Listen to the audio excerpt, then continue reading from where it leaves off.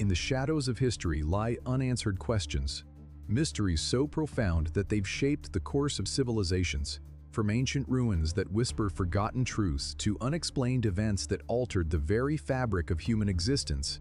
Some puzzles refuse to be solved. Who built the towering structures that defy logic? What was lost in the great sands of time? And what secrets have been buried so deep that even now they continue to haunt our understanding? The truth is out there, but it's cloaked in riddles. So sit back, relax, and join us as we unravel the mysteries that changed everything. In the rolling hills of northern Britain, near the shadow of the great Roman fort of Ebrahim, modern-day York, there lies a mystery that has lingered for nearly 2,000 years. It is a story not of lost treasures or forgotten cities, but of something far more symbolic. The disappearance of the 9th Legion's eagle. For centuries, scholars, historians, and archaeologists have wondered what became of this elite military unit and the emblem of Roman might that was taken from them. The eagle standard, the aquila, which represented not only their honor, but the power of the Roman Empire itself. The 9th Legion was a distinguished force, one of the most renowned in Rome's military. Stationed along the volatile borders of the empire, it was during the 2nd century BC under the command of Julius Agricola that the 9th Thirst made its mark in Britain. The aquila, an intricately carved golden eagle held aloft by a soldier at the front of each legion, was its symbol of pride and power. The eagle was more than just a banner, it was the very soul of the legion, a symbol of Roman authority and divine favor. Losing it was not just a military defeat, it was a catastrophic blow to the legion's honor. By the year 117 AD, the 9th Legion had been stationed in the northernmost reaches of the empire on the fringes of Roman Britain, near what is now known as Hadrian's Wall. Here, the 9th was tasked with maintaining order in an increasingly rebellious region where Celtic tribes sought to resist Roman dominance. It was a treacherous, hostile environment. The land was barren and bleak, the weather harsh, and the people restless. Roman control was tenuous at best, and the 9th was sent to confront this challenge. In 120 AD, something happened. The 9th Legion, once a proud and undefeated force, vanished without a trace. All evidence of their existence in Britain, their fortresses, their roads, and their camps, disappeared as if swallowed by the earth itself. The aquila was lost, and with it, the legacy of the 9th Legion was seemingly erased from history. Ancient sources are conspicuously silent on the details of their disappearance, and this gap in the historical record is what has fueled centuries of speculation. Some historians suggest that the 9th was lost in battle. According to this theory, the Legion was overwhelmed by a confederation of Celtic tribes, and the eagle standard was captured as a symbol of Roman defeat. The most popular account places this battle near the present-day location of the Scottish border at a site known as the Lost Battle of the 9th. Yet no archaeological evidence has ever surfaced to substantiate this claim, and no Roman records mention such a catastrophic defeat in detail. Others posit a different theory that the 9th Legion was withdrawn from Britain entirely and relocated to the east, perhaps to fight in the far-flung reaches of the Roman Empire. According to this view, the Legion's disappearance was a strategic move. Its fate was sealed not by the sword, but by the orders of distant commanders. Yet this theory too is met with skepticism, for no evidence has been found to show the 9th in any other part of the empire following their disappearance. One of the more speculative ideas comes from the annals of legend.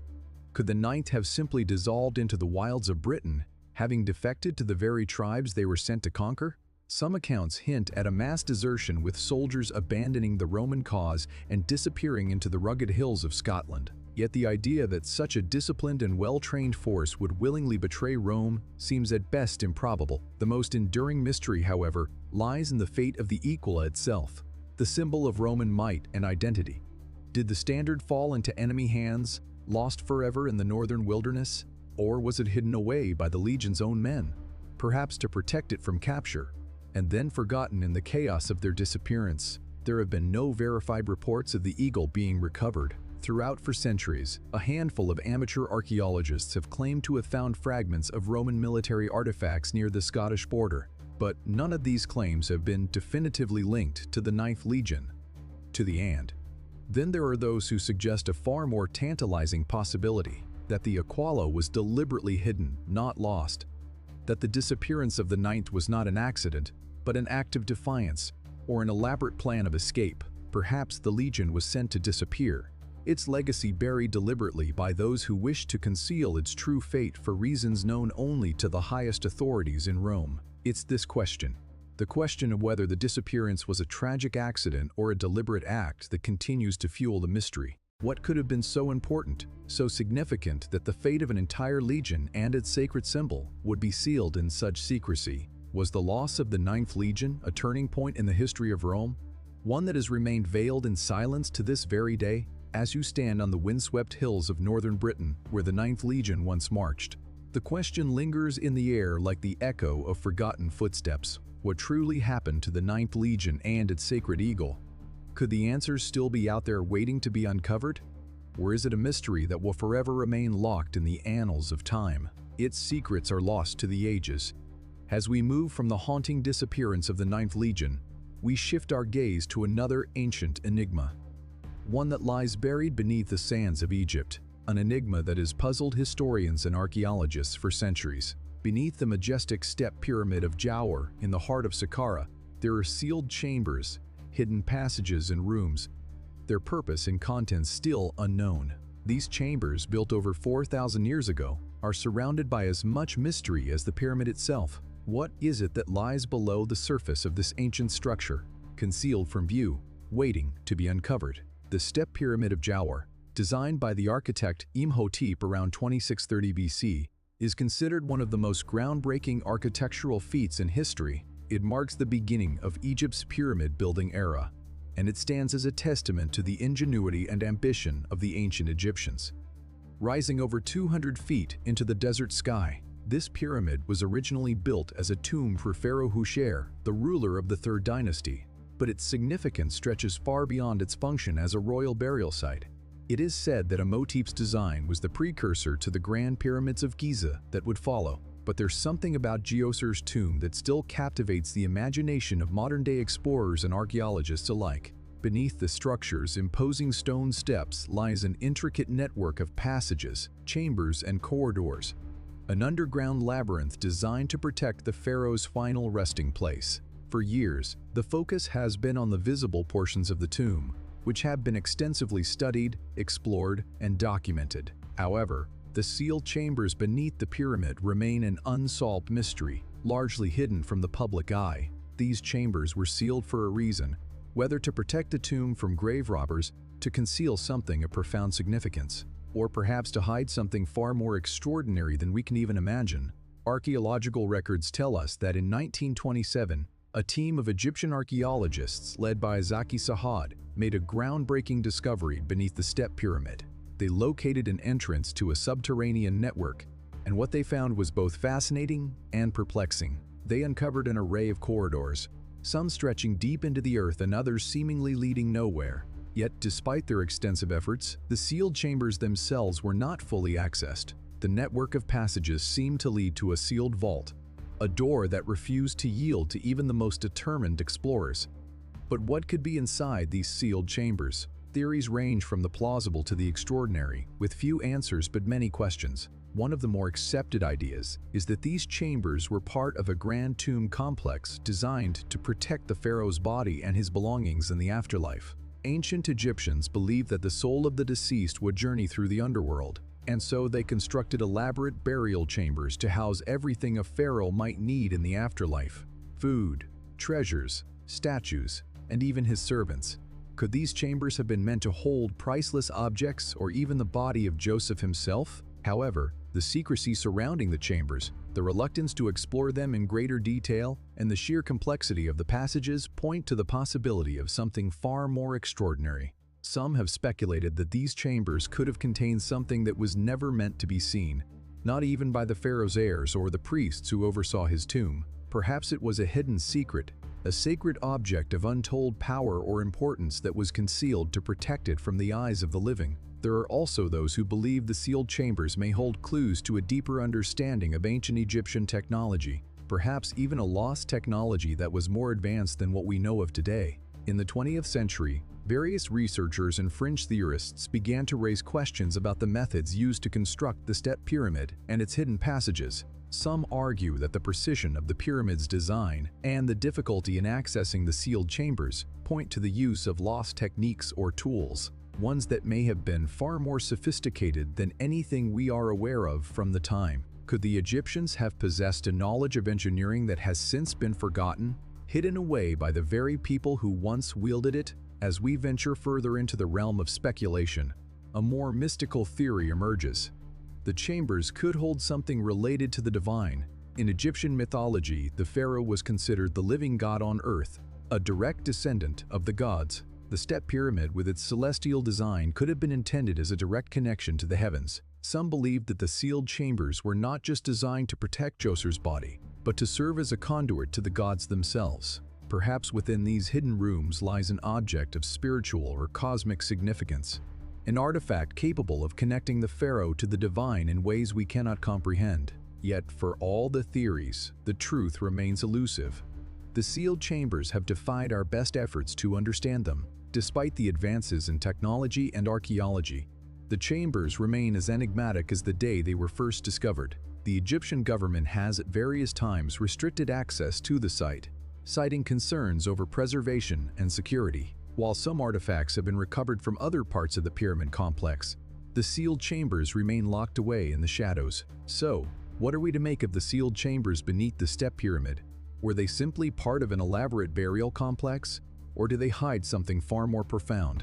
Is there a hidden artifact, a forgotten knowledge, or a lost secret still waiting to be discovered? The answers to these questions may lie just out of reach, buried beneath the sands of Egypt, waiting for a future archaeologist to unlock the doors that have remained closed for millennia. Until then, we are left to wonder what remains hidden beneath the earth and what truths are still waiting to be unearthed in the darkness beneath Joseph's step pyramid. From the windswept sands of Egypt to the shadowed corridors beneath the step pyramid, we now turn our focus to the heart of the North American continent, an ancient city that once stood as a vibrant center of culture and power, yet now lies abandoned and silent. Its Grand Plaza is a haunting reminder of a lost civilization. The city is Cahokia, and its story is one of mystery, prosperity, and ultimately an unexplained disappearance that has puzzled archaeologists and historians for centuries. Situated just across the Mississippi River from modern-day St. Louis, Missouri, Cahokia was the largest and most complex pre-Columbian urban center in North America. At its peak, sometime around 1050 AD, it was home to tens of thousands of people. The city spanned over 6 square miles and featured massive earthen mounds, some rising as high as 100 feet, along with an impressive network of plazas, streets, and ceremonial structures. The heart of the city was the Grand Plaza, a vast open space that stretched across the center of Cahokia, flanked by towering mounds and monumental structures. This plaza was not just a physical space, but a cultural one, a place for rituals, gatherings, and perhaps even for trading and diplomacy. It was a center of power and ceremony, one that demonstrated the ingenuity and organization of the Mississippian people. Yet despite the grandeur of the city, something inexplicable happened. Around the 13th century, Cahokia, once a thriving metropolis, began to show signs of decline. The Grand Plaza, the symbolic and literal heart of the city, was gradually abandoned. By the time European explorers arrived in the area centuries later, the city had long been deserted. No written records exist to explain why this happened, leaving only traces of the once great civilization. What could have led to the sudden abandonment of such a sprawling urban center? And why does the Grand Plaza, once a gathering place for tens of thousands, remain silent and empty, its secrets locked away beneath the earth? The mainstream theory holds that the decline of Cahokia was tied to environmental changes. The region around the city was heavily reliant on agriculture, particularly the cultivation of maize, and the soil was worked intensely by the people. Evidence suggests that deforestation, soil erosion, and climate change could have contributed to a decrease in agricultural productivity, leading to food shortages and a collapse in the city's economic and social structure. The disruption of the environment, coupled with possible flooding from the Mississippi River, may have rendered the area increasingly uninhabitable. But the idea of environmental collapse as the sole explanation for Cahokia's fall seems inadequate when we consider the complexity and sophistication of the society that once thrived there. Cahokia was not a simple agricultural community. It was an urban hub with evidence of complex social hierarchies, ceremonial practices, and widespread trade networks that stretched from the Great Lakes to the Gulf of Mexico. Was it really just the environment that caused this sudden decline? Or could there have been another, more mysterious factor at play? Some scholars speculate that warfare and social upheaval played a role in the city's abandonment.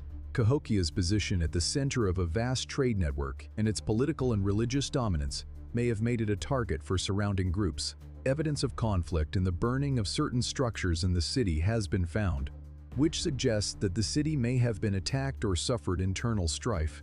Perhaps as Cahokia's power waned, rival groups moved in, either through conquest or the destabilization of the society from within.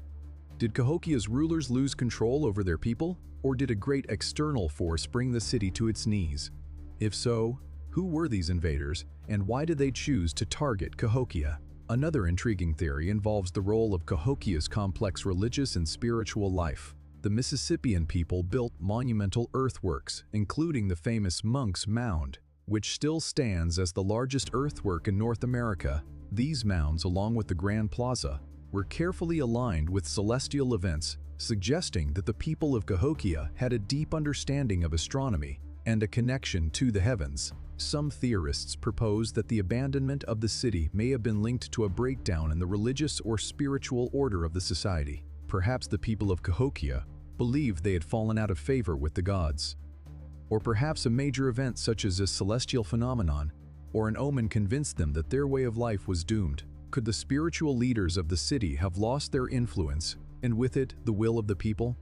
The will of yet, for all the theories, none offer a definitive answer. The true cause of Cahokia's fall remains elusive, locked in the silence of the Grand Plaza, which stands as a testament to what was lost. The plaza, once the scene of great gatherings and rituals, now lies empty. The earth beneath it holds the secrets of a civilization that vanished without explanation. Over time, nature has reclaimed much of the land, and the mounds that once held the power and prestige of Cahokia now lie quiet, their significance perhaps obscured by the weight of time. In recent years, archaeologists have made important discoveries in and around the city, uncovering more about its complex layout, its vibrant culture, and its eventual decline. Yet despite these advances, the central question remains: why was the Grand Plaza abandoned? And what led to the rapid fall of one of the most sophisticated cities in pre-Columbian North America? Was it truly environmental collapse, warfare, or something else entirely? A deeper mystery yet to be uncovered. As we stand among the mounds of Cahokia, we can't help but wonder what still lies buried beneath the earth, waiting to reveal the truth. Was Cahokia's sudden abandonment merely the end of a city, or was it a final act in a larger story, one that remains hidden in the shadows of history? The silence of the Grand Plaza speaks volumes, but only time will tell if its secrets will ever come to light. As we leave behind the echoes of Cahokia's abandoned Grand Plaza, we now travel thousands of miles northward to a remote and desolate region of the Arctic, where a strange set of petroglyphs carved into the rock by hands long since disappeared challenge everything we think we know about ancient civilizations. These petroglyphs, located in the remote hills of Kachertilik in Greenland, are unlike anything found in the Americas or the Old World. They depict images of men in strange, often inexplicable postures, surrounded by what appear to be animals that defy classification. Their existence raises more questions than answers, and their very presence seems to be an enigma wrapped in the frozen landscape of the north. The Kachertilik petroglyphs are scattered across a series of cliffs that overlook the icy waters of the Greenland Sea. The area is known for its brutal, inhospitable climate. Temperatures often plummet below freezing, and snow and ice blanket the land for most of the year. It's a place where only the hardiest of life forms can survive. Yet nestled among the harsh landscape, these carvings are a silent witness to a past that should not exist in this part of the world. The petroglyphs themselves are startlingly intricate. The images they depict are unlike those of any known indigenous cultures in the region. Among the most puzzling features are the humanoid figures, some of which appear to be wearing elaborate headdresses or headgear with large rounded eyes and body proportions that are at times distorted. The figures seem to be engaged in various activities, but many of them are difficult to interpret. In one panel, a series of figures seems to be performing a ritualistic dance, while in another, creatures that look strikingly similar to the walrus or narwhal are carved alongside human-like figures, suggesting a deep connection between the people and the animals of their world. What makes these petroglyphs so perplexing, however, is the sheer number of elements that shouldn't be there, at least not in this location. At least not in this time. The designs suggest a level of sophistication that would have been difficult to achieve in this remote environment, especially considering the isolation of the Greenlandic peoples at the time the petroglyphs were created. The prevailing theory among archaeologists is that these petroglyphs were created by the Thu people, an ancient culture that thrived in the Arctic regions between 1475 AD. The Thu are known for their advanced hunting skills, particularly their ability to hunt sea mammals, and their distinctive art forms that often reflected their reliance on the sea for survival. However, the Kjarlik petroglyphs seem to depict creatures and motifs not associated with the Thule, nor do they resemble other known petroglyphs found elsewhere in Greenland or the Arctic. One of the most baffling aspects of the carvings is the apparent depiction of a humanoid figure that bears a striking resemblance to something from an entirely different cultural context, something reminiscent of the figures seen in the ancient rock art of the American Southwest, or even the petroglyphs of ancient Mesopotamia. This anomaly has led some researchers to suggest that the petroglyphs may be evidence of an entirely different, previously unknown culture, one that may have inhabited the Arctic region at a much earlier date than previously thought.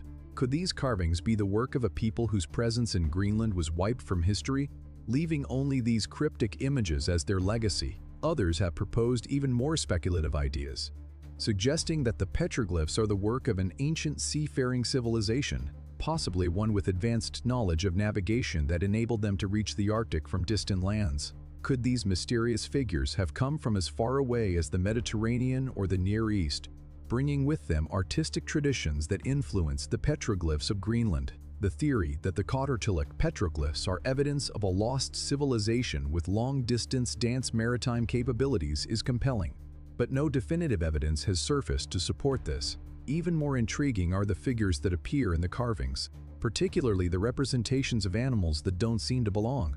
In addition to familiar Arctic creatures, there are depictions of what appear to be animals not native to the region, some even resembling mythological beings from other cultures. These creatures defy easy classification, and their presence in the petroglyphs raises the possibility that the Kjarlik artists were influenced by stories or imagery from far-flung lands. Did the people who carved these images possess knowledge of faraway places?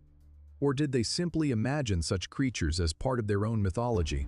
Despite the uncertainty surrounding the petroglyphs' origin and meaning, one thing is certain: these carvings are far too advanced for the small, isolated groups that would have been living in the area at the time they were made. The level of detail, the diversity of imagery, and the apparent complexity of the figures suggest that the artists behind them had a significant understanding of their environment and possibly of other cultures beyond their own. So, what exactly is the mystery of Kjarlik? Were these petroglyphs created by a lost civilization, one whose story has been lost to the ages? Or were they the work of an early Arctic culture whose influence reached farther than we thought possible? The unanswered questions about these carvings continue to linger like a frozen riddle waiting for a solution. What then remains hidden beneath the ice and snow of Greenland? What other secrets lie buried in the remote hills, waiting for the right set of eyes to uncover them? The Kjarlik petroglyphs are more than just ancient carvings. They are a window into a world that may have been far more interconnected and mysterious than we can comprehend. Perhaps, just as with other ancient mysteries, the answers are out there, waiting for us to look closer and question what we think we know about the distant past. As we leave behind the cryptic symbols of Greenland's Kjarlik petroglyphs, we now turn our attention to a different kind of enigma, a map, intricately drawn, that offers a glimpse of a world many believe should not exist. The map in question is the Piri Reis map, a 16th century artifact that has intrigued explorers, historians, and choreographers for centuries. But it is not just the map itself that is so mysterious, it's what's missing.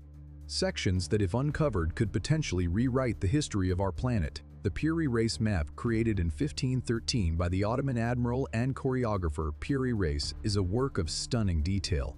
The map shows the coastlines of Europe, Africa, and the Americas with remarkable accuracy for its time. But it is the inclusion of a portion of Antarctica without ice that has captured the imaginations of those who study it. The map seems to depict the southernmost part of the Earth, a landmass that should have been covered in ice and unexplored by the rest of the world at the time. The map suggests that the early explorers, or perhaps someone even earlier, had knowledge of Antarctica that was lost to history. And yet, it is not just this anomaly that raises questions, it's the map's missing sections. The parts that could have provided more clues but are now lost to time. The surviving piece of the Piri race map is housed in the Topkapi Palace Museum in Istanbul, where it has been a subject of fascination since it was discovered in the early 20th century. The map itself is drawn on a piece of parchment meticulously detailed with the coastlines of South America, the Caribbean, and parts of the North American coast, but it is the section that shows the southernmost portion of the Earth, including what appears to be the Antarctic coastline that continues to defy conventional understanding. At the time the map was created, Antarctica was not only uncharted, but also covered by thick ice, making its accurate depiction an impossibility using the navigational tools of the 16th century. How then could Piri Reis, an admiral working with the knowledge available to him in the early 1500s, have drawn an accurate representation of a landmass that according to mainstream history had not been discovered or explored by anyone until modern times? Some have proposed that the map was drawn using much older sources, perhaps maps from an unknown civilization, one that had the ability to chart Antarctica before it was covered in ice. This theory gained some traction when we consider the missing sections of the map. The Piri race map is not complete. Parts of it have been lost, possibly due to age, mishandling, or the destruction of the original source material. Historians have noted that the map's survival is a miracle in itself, as many such documents from this era were often destroyed or deteriorated beyond recognition. The missing portions of the map, however, are a tantalizing mystery. What information did they contain? What other geographical knowledge did they offer? Could these missing pieces have provided additional evidence of a long-forgotten civilization that charted the Earth with extraordinary accuracy? Some scholars suggest that the map's missing sections might have depicted even more extraordinary locations, places that were at the time unknown to modern explorers, but could have been known to earlier cultures or civilizations. The loss of these sections then may represent not just a physical gap in the map, but a gap in our understanding of history itself. Could it be that the Piri race map holds knowledge that was suppressed or forgotten? Knowledge that, if revealed, could change everything we think we know about the exploration of our planet. Further complicating the mystery is the question of the map's sources. Piri Reis himself admitted that the map was drawn using a variety of source materials, some of which he claimed to have been ancient, passed down through various civilizations, including those of the ancient Egyptians, the Greeks, and others. This suggests that the map was based on much older knowledge, possibly predating the European age of exploration by thousands of years. Some have even speculated that these sources could have included maps from a civilization with advanced maritime capabilities, a civilization that might have existed long before the Egyptians or the Greeks, whose knowledge somehow survived and was integrated into Piri Reis's work. Yet, as much as these theories intrigue, they remain speculative. Mainstream historians and choreographers have attempted to explain the accuracy of the map's depiction of Antarctica through more conventional means, suggesting that Piri Reis had access to maps from earlier explorers who had circumnavigated the globe, or that his depiction of the southern continent was based on the accounts of sailors who had ventured farther south than previously thought. But these explanations don't fully account for the level of detail and accuracy seen in the Piri race map, particularly when it comes to the Antarctic coastline, which remained unknown and unseen by the rest of the world until modern times. The missing sections of the map only add to the sense of something hidden, something important that has been lost or concealed. Some have even suggested that these missing parts might have been deliberately removed, either to suppress knowledge of the true nature of the Earth, or to hide a discovery that was deemed too controversial for the world to know. If the missing sections truly contained a more detailed understanding of Antarctica or other unexplored regions, why were they lost? What did they contain? And why was it never recorded in the historical record? As we consider the mystery of the Piri race map, we are left with more questions than answers. The map itself remains a marvel of geography, its strange accuracy pointing to a deeper knowledge of the world, one that we have yet to fully understand. Could the missing sections contain crucial information about ancient explorers, lost civilizations, or even the Earth's forgotten history? What did Piri Reis know, and what did he reveal to the world through his map? Even as he left so much of it concealed, as we look at the fragments of the Piri Reis map today, we can't help but wonder what secrets lie hidden within the missing sections. What ancient knowledge is locked away, lost to time, and forgotten by history? And perhaps most importantly, what truths might still be waiting to be uncovered if we only had access to the map in its entirety? The answers, it seems, are still out there, waiting to be found. As we move from the enigmatic pirate map with its lost sections and unexplained knowledge, we now turn our attention to an ancient site that holds a mystery of its own, one that stretches deep into the heart of South America. Nestled in the remote highlands of the Peruvian Andes lies the Sechin Alto complex, an archaeological site that dates back over 4,000 years. This vast complex of stone structures, plazas, and terraces was once a thriving center, but its builders remain an enigma. Who were they, and why did they leave behind such an extraordinary legacy, one that offers more questions than answers? The Sechin Alto complex is not a single building or monument, but a sprawling network of ceremonial and administrative structures that cover an area of over 60 hectares. It is one of the largest pre-Columbian sites in the Andes. Yet, it has received relatively little attention compared to other ancient sites like Machu Picchu or the Nazca Lines. The site's most striking feature is its massive stone platform, or honka, which is thought to have been used for ceremonial purposes. This platform is covered in intricate carvings, many of which depict scenes of violence, ritual sacrifice, and enigmatic human figures. The carvings on the stones at Sechin Alto are unlike those found at other archaeological sites in the region. Some of the figures appear to be holding weapons, while others are shown in what can only be described as strange, almost otherworldly poses. These images have led some scholars to speculate that the site was a center for religious and ritual practices, possibly even a place where the builders of Sechin Alto sought to connect with forces beyond their understanding, forces represented in the symbols and figures etched into the stone. But it is not just the artistry that raises questions. The scale and sophistication of the Sechin Alto complex suggest a highly organized society, one capable of engineering and planning at a level that was for its time unprecedented. The stones used in the construction of the platform and other structures are enormous, some weighing several tons, and were transported from quarries several kilos away. This feat of engineering raises several questions. How did these ancient builders, lacking the technology we take for granted today, manage to cut and transport such massive stones with such precision? What tools did they use, and how did they move these stones across the rugged terrain of the Andes? The mainstream explanation is that the builders of Sechin Alto were part of the early Andean civilizations, likely ancestors of the later Moche and Chauvin cultures. These people are thought to have used simple tools such as wooden sledges and ropes to transport the stones. However, the size and precision of the carvings at Sechin Alto, along with the sheer scale of the site, have led some to wonder if the builders possessed knowledge or techniques that have been lost to time. Was Sechin Alto simply the work of early Andean peoples, or does it represent the legacy of an even older, more advanced civilization, one whose knowledge was lost long before the rise of the Inca? Adding to the mystery is the layout of the site itself. The Sechin Alto complex is arranged in a way that suggests an advanced understanding of geometry and astronomy.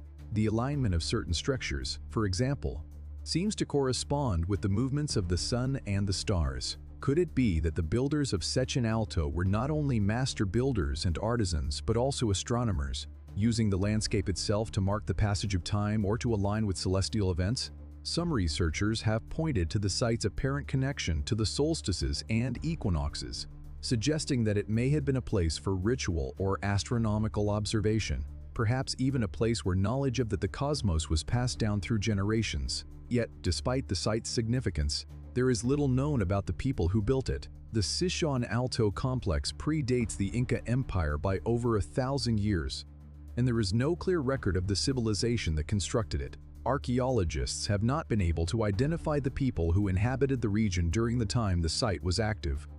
Was Sechin Alto built by a lost civilization, one that vanished without a trace? Or was it the work of a culture that left behind no written record to explain their achievements? Some fringe theories propose that the builders of Alto may have had contact with civilizations from distant lands. Could there have been an ancient network of explorers and traders that spanned the globe, bringing knowledge and cultural influences to the remote Andean highlands? These theories suggest that the builders of Alto could have been influenced by other now-lost cultures from across the Pacific, perhaps even from as far as the ancient Near East. But such theories remain highly speculative, and there is no concrete evidence to support them. Nonetheless, the idea that the builders of Alto may have been in contact with distant cultures has captured the imaginations of those who believe that human history is filled with untold connections and unknown influences. Another theory suggests that the builders of Alto may have had access to lost technologies, such as advanced construction methods or tools that have since disappeared. This theory is supported by the fact that the site's stonework appears to be of a higher quality than what is found at other contemporary sites in the region. Was there technology at Alto that was later lost to history? And if so, why has it remained hidden from our understanding of the ancient world? The mystery of the Alto complex deepens when we consider its eventual abandonment. Despite its scale and complexity, the site was eventually deserted and the civilization that built it disappeared. What caused this sudden decline? Was it environmental factors such as drought or flooding that led to the downfall of the society? Or was it the result of social or political upheaval, perhaps even the collapse of a once great religious or cultural system? As we stand at the edge of the Alto complex today, the site seems to hold more questions than answers. The massive stone platforms, the enigmatic carvings, and the unexplained layout all suggest that this was a place of great importance. But who were the builders, and why did they leave behind such a mysterious legacy? What knowledge did they possess, and what happened to their civilization? The answers, like the builders themselves, remain lost in the sands of time, waiting to be discovered, perhaps by the next generation of explorers or historians. As we reflect on the Alto complex, one thing is clear: the mystery of its origins, purpose, and eventual abandonment is far from solved. The answers may lie buried beneath the earth, hidden in the stones themselves, waiting for someone to unlock their secrets. Until then, we are left to wonder what still remains hidden in the highlands of Peru, waiting to challenge our understanding of the ancient world. As we leave behind the high Andes and the enigma of Alto, we now turn to another ancient civilization, one that flourished in the wetlands of eastern China, an advanced society whose story ended abruptly, leaving behind only its monumental infrastructure and unanswered questions. This civilization was the Liangzhu culture, whose achievements in hydraulic engineering and urban planning were remarkable for their time. Yet, despite their impressive achievements, the collapse of the Liangzhu civilization remains one of history's most intriguing and mysterious disappearances. Located in the Yangtze River Delta, the Lin culture reached its peak around 2,300 to 4,000 years ago. The heart of the civilization lay in what is now Jiang province, where a sophisticated network of canals, dams, and levees was constructed to manage the flow of water across the floodplain. The Liangzhu people were masters of hydraulic engineering, and their ability to control water allowed them to transform a vast and often unpredictable landscape into a productive, stable environment. They created a system of water management that not only served to irrigate fields but also protected the cities and towns from the seasonal floods of the Yangtze River, one of the largest and most powerful rivers in the world. At the center of the Liangzhu culture was a city, possibly their capital, that stood as a testament to their engineering prowess. Archaeological excavations have uncovered remains of large, well-planned urban areas, complete with wide streets, rectangular layouts, and large residential compounds. But what stands out the most is the sheer scale of the hydraulic infrastructure.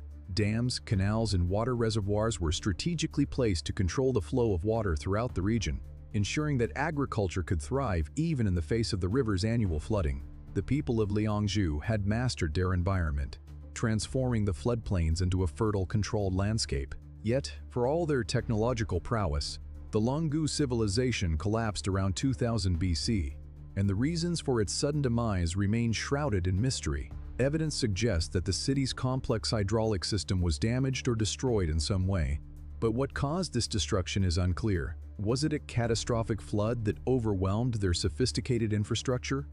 Or did the people of Liangzhu themselves somehow dismantle or abandon their city? The sudden abandonment of such an advanced civilization raises many questions, especially when considering how well they had mastered the art of water management. Some scholars point to environmental factors as the root cause of the collapse. The region's reliance on hydraulic systems meant that any disruption in the natural flow of water, be it from a changing climate, shifting river patterns, or natural disasters, could have had catastrophic consequences. It's possible that the people of Liangju faced a prolonged period of drought or an unusually severe flooding event that rendered their infrastructure incapable of supporting the population. Such an event could have led to famine, displacement, and ultimately the collapse of the society. However, environmental explanations, though plausible, do not fully account for the sudden and complete abandonment of the civilization. The extent of the water management system, the size and complexity of the urban centers, and the suddenness of the collapse suggest that something more might have been at play. Some researchers have proposed that political or social upheaval played a role in the fall of the Liangju culture. Did internal conflict or a change in leadership destabilize the society? Could the elite class who were responsible for the upkeep of the hydraulic systems have lost control over the population, leading to a breakdown in the essential water management practices? Or was there a more dramatic societal shift, such as the rise of a rival civilization that led to the abandonment of the region? Others suggest a more speculative theory that the Liangju civilization might have been the victim of a large-scale invasion or external attack. The region's strategic location along the Yangtze River would have made it a prime target for neighboring groups, and some have speculated that the collapse could have been a result of such an invasion. Yet there is little archaeological evidence to support this theory, and no clear signs of warfare or external conflict have been found in the ruins of Liangju. Ruins of perhaps one of the most intriguing aspects of the Liangju collapse is the fate of the hydraulic infrastructure itself. While much of the city has been abandoned, the extensive network of canals, reservoirs, and levees remains. Yet, despite the impressive scale of these structures, many of them appear to have been abandoned and left to decay. Did the destruction of the hydraulic system occur over time due to neglect or environmental factors? Or was it the result of a sudden and deliberate act, a form of societal collapse that resulted in the dismantling of their most essential technology? Even more perplexing is the discovery of large, elaborate jade artifacts found in Liangju sites. Jade, which was highly prized in the culture, was often used for ceremonial purposes, including the creation of ritualistic objects and tools. These artifacts suggest that the Liangkame people placed great importance on ritual and symbolism. Yet, as the civilization collapsed, these jade items seem to have been buried or abandoned, left behind as the culture faded into history. Were these objects and the rituals they represented abandoned voluntarily? Or did the collapse of the hydraulic systems and the society itself lead to their eventual disappearance? The question of why the Liangju civilization vanished remains unresolved. While the collapse could have been caused by environmental factors, political instability, or invasion, the lack of a clear explanation only adds to the mystery. The sheer sophistication of the hydraulic infrastructure, the complexity of the urban centers, and the rapid abandonment of the region suggest that the people of Liangju were suddenly forced to leave everything they had built behind. So, what exactly happened to the Liangju civilization? Was it simply a victim of natural forces, or was there a deeper societal collapse at work? What happened to the people who once thrived in this sophisticated, water-managed city? And why did they vanish so suddenly from the historical record? As we continue to exploring this mysterious disappearance, we are left to wonder what still remains buried beneath the earth, waiting to reveal the secrets of a civilization that mastered water but ultimately was undone by it. As we leave behind the mysterious collapse of the Liangju civilization, we now turn to one of the most famous figures in history, Alexander the Great, and a mystery that has haunted historians for centuries: the location of his tomb. A man whose empire stretched across 3 continents from Greece to Egypt to the reaches of India.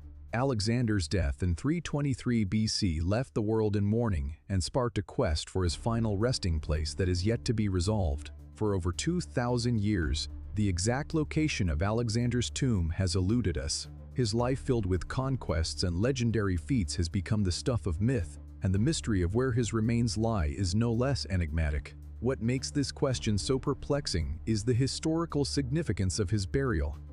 Alexander's tomb, after all, would not have been just a simple resting place.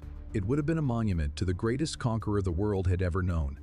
a site visited by rulers, philosophers, and dignitaries from across the ancient world. Yet, despite its monumental importance, no one today can say with certainty where it is. The search for Alexander's tomb began almost immediately after his death, in 323 BC. He died in the palace of Nebuchadnezzar II in Babylon under mysterious circumstances. According to ancient sources, his body was initially prepared for burial in a simple ritualistic manner, but it wasn't long before his generals, eager to preserve his legacy, decided that his final resting place should be something far grander. The body was eventually transported from Babylon to a location befitting his stature, an event in itself that was filled with drama and intrigue. The most widely accepted story is that Alexander's body was taken to Egypt, to the ancient city of Alexandria, where a grand mausoleum was built to house his remains. Over time, the tomb became a symbol of power and grandeur, drawing pilgrims and rulers alike, all hoping to pay their respects to the fallen king. It is said that Alexander's tomb was located in the heart of Alexandria, near the Temple of Serapis. Ancient accounts describe it as an opulent structure with a statue of Alexander on his tomb and various treasures surrounding him. The location became a point of reverence for many with Ptolemaic and later Roman rulers making pilgrimages to the site. But here's where the mystery begins. Despite these accounts, no one has ever conclusively identified the location of Alexander's tomb. While the city of Alexandria has been excavated extensively, no trace of his mausoleum has been found. There have been various theories and claims over the centuries, but none have been definitively proven. In fact, the search for the tomb has been marked by frustrating dead ends, and what was once a celebrated site has seemingly disappeared from the historical record. The most famous attempt to locate the tomb was in the 19th century, when a team of archaeologists believed they had found the burial place beneath a modern building in Alexandria. They uncovered a large marble structure that seemed to match descriptions of Alexander's tomb. But the excavations were inconclusive. Despite extensive digs, no actual remains or inscription linking the site to Alexander himself were found. It was another frustrating chapter in the centuries-long hunt for his tomb. One of the reasons this mystery has been so difficult to solve is that much of the ancient city of Alexandria has been lost beneath the waves of the Mediterranean. Over the centuries, the city has been ravaged by earthquakes, tsunamis, and human activity, burying many of its landmarks underwater. In fact, much of what we know about ancient Alexandria now comes from underwater excavations where statues, inscriptions, and other artifacts have been recovered from the sea. It's possible that Alexander's tomb, if it was indeed located in the heart of the city, now lies beneath these waters, swallowed by time and nature. The mystery of the tomb's location deepens when we consider the various alternative theories that have been proposed over the years. Some historians argue that Alexander's tomb might not have been located in Alexandria at all. Instead, they suggest that it could be somewhere in the ancient city of Memphis, Egypt's former capital, or even in a distant part of his empire, such as the city of Alexandria in modern-day Iraq. Some speculate that after the initial burial in Babylon, Alexander's remains were moved once again, perhaps by one of his successors or a ruler keen on claiming the tomb for themselves. One particularly intriguing theory is that Alexander's tomb could have been deliberately hidden or erased from history. Could it be that after centuries of veneration, someone or some group decided to erase the location of the tomb, either to protect it or to keep its power from being used by future rulers? There are stories of tombs being hidden from looters or invaders. And it is possible that Alexander's burial site was sealed off, its location purposely obscured to keep its sanctity intact. Some speculate that the tomb might have been destroyed or lost during the tumult of the later Roman Empire, when Alexandria itself was sacked, and the city's glory faded into the past. There are also those who have suggested that the tomb of Alexander the Great might never have existed in the way we imagine. Perhaps they argue the tomb is symbolic in nature, less of a physical resting place and more of an idea, a concept of immortality that transcends any specific location. Alexander's legacy, they claim, is found not in a mausoleum, but in the empire he built and the cultures he influenced. Perhaps his tomb exists in the memory of history itself. Its location is elusive because it lies not in stone or marble, but in the pages of the ancient texts that recount his life and conquests. And then there are the fringe theories, ones that suggest far more unusual possibilities. Could Alexander's tomb have been hidden by secret societies who wished to keep his resting place as a place of power? Or is there a more esoteric answer, something hidden in the stars or in the geography of ancient Egypt? The speculation is endless, but none of these ideas are backed by concrete evidence. What is clear, however, is that the mystery of Alexander's tomb remains unsolved. Despite centuries of searching, the greatest conqueror the world has ever known still lies in a grave that no one can definitively locate. The ancient world has given us countless answers about his military campaigns, his rise to power, and his lasting influence. But the question of where he was laid to rest continues to haunt us. As we reflect on the vanishing location of Alexander's tomb, we are left to wonder, could it be that the final resting place of this legendary figure has been lost to time forever? Or might there still be clues waiting to be uncovered, hidden beneath the sands of Egypt or the waves of the Mediterranean, waiting for the right discovery to reveal the last secret of one of history's most remarkable men? As we move away from the mystery of Alexander's vanishing tomb, we now travel to a place where the stones themselves seem to hold secrets of an ancient craft so precise and advanced that even today it continues to baffle scholars. Deep within the quarries of Aswan, Egypt, lies one of the most enigmatic monuments ever attempted, the unfinished obelisk. Here, half carved from the bedrock, is a colossal stone that was abandoned centuries ago. And yet its incomplete state raises more questions than it answers. What was its purpose? And why was it left to rest unfinished, buried in time, yet still speaking to us with its silent, unsolved mystery? The unfinished obelisk is massive, estimated to weigh around 1,000 tons, and stands as a testament to the ambition of the ancient Egyptian builders.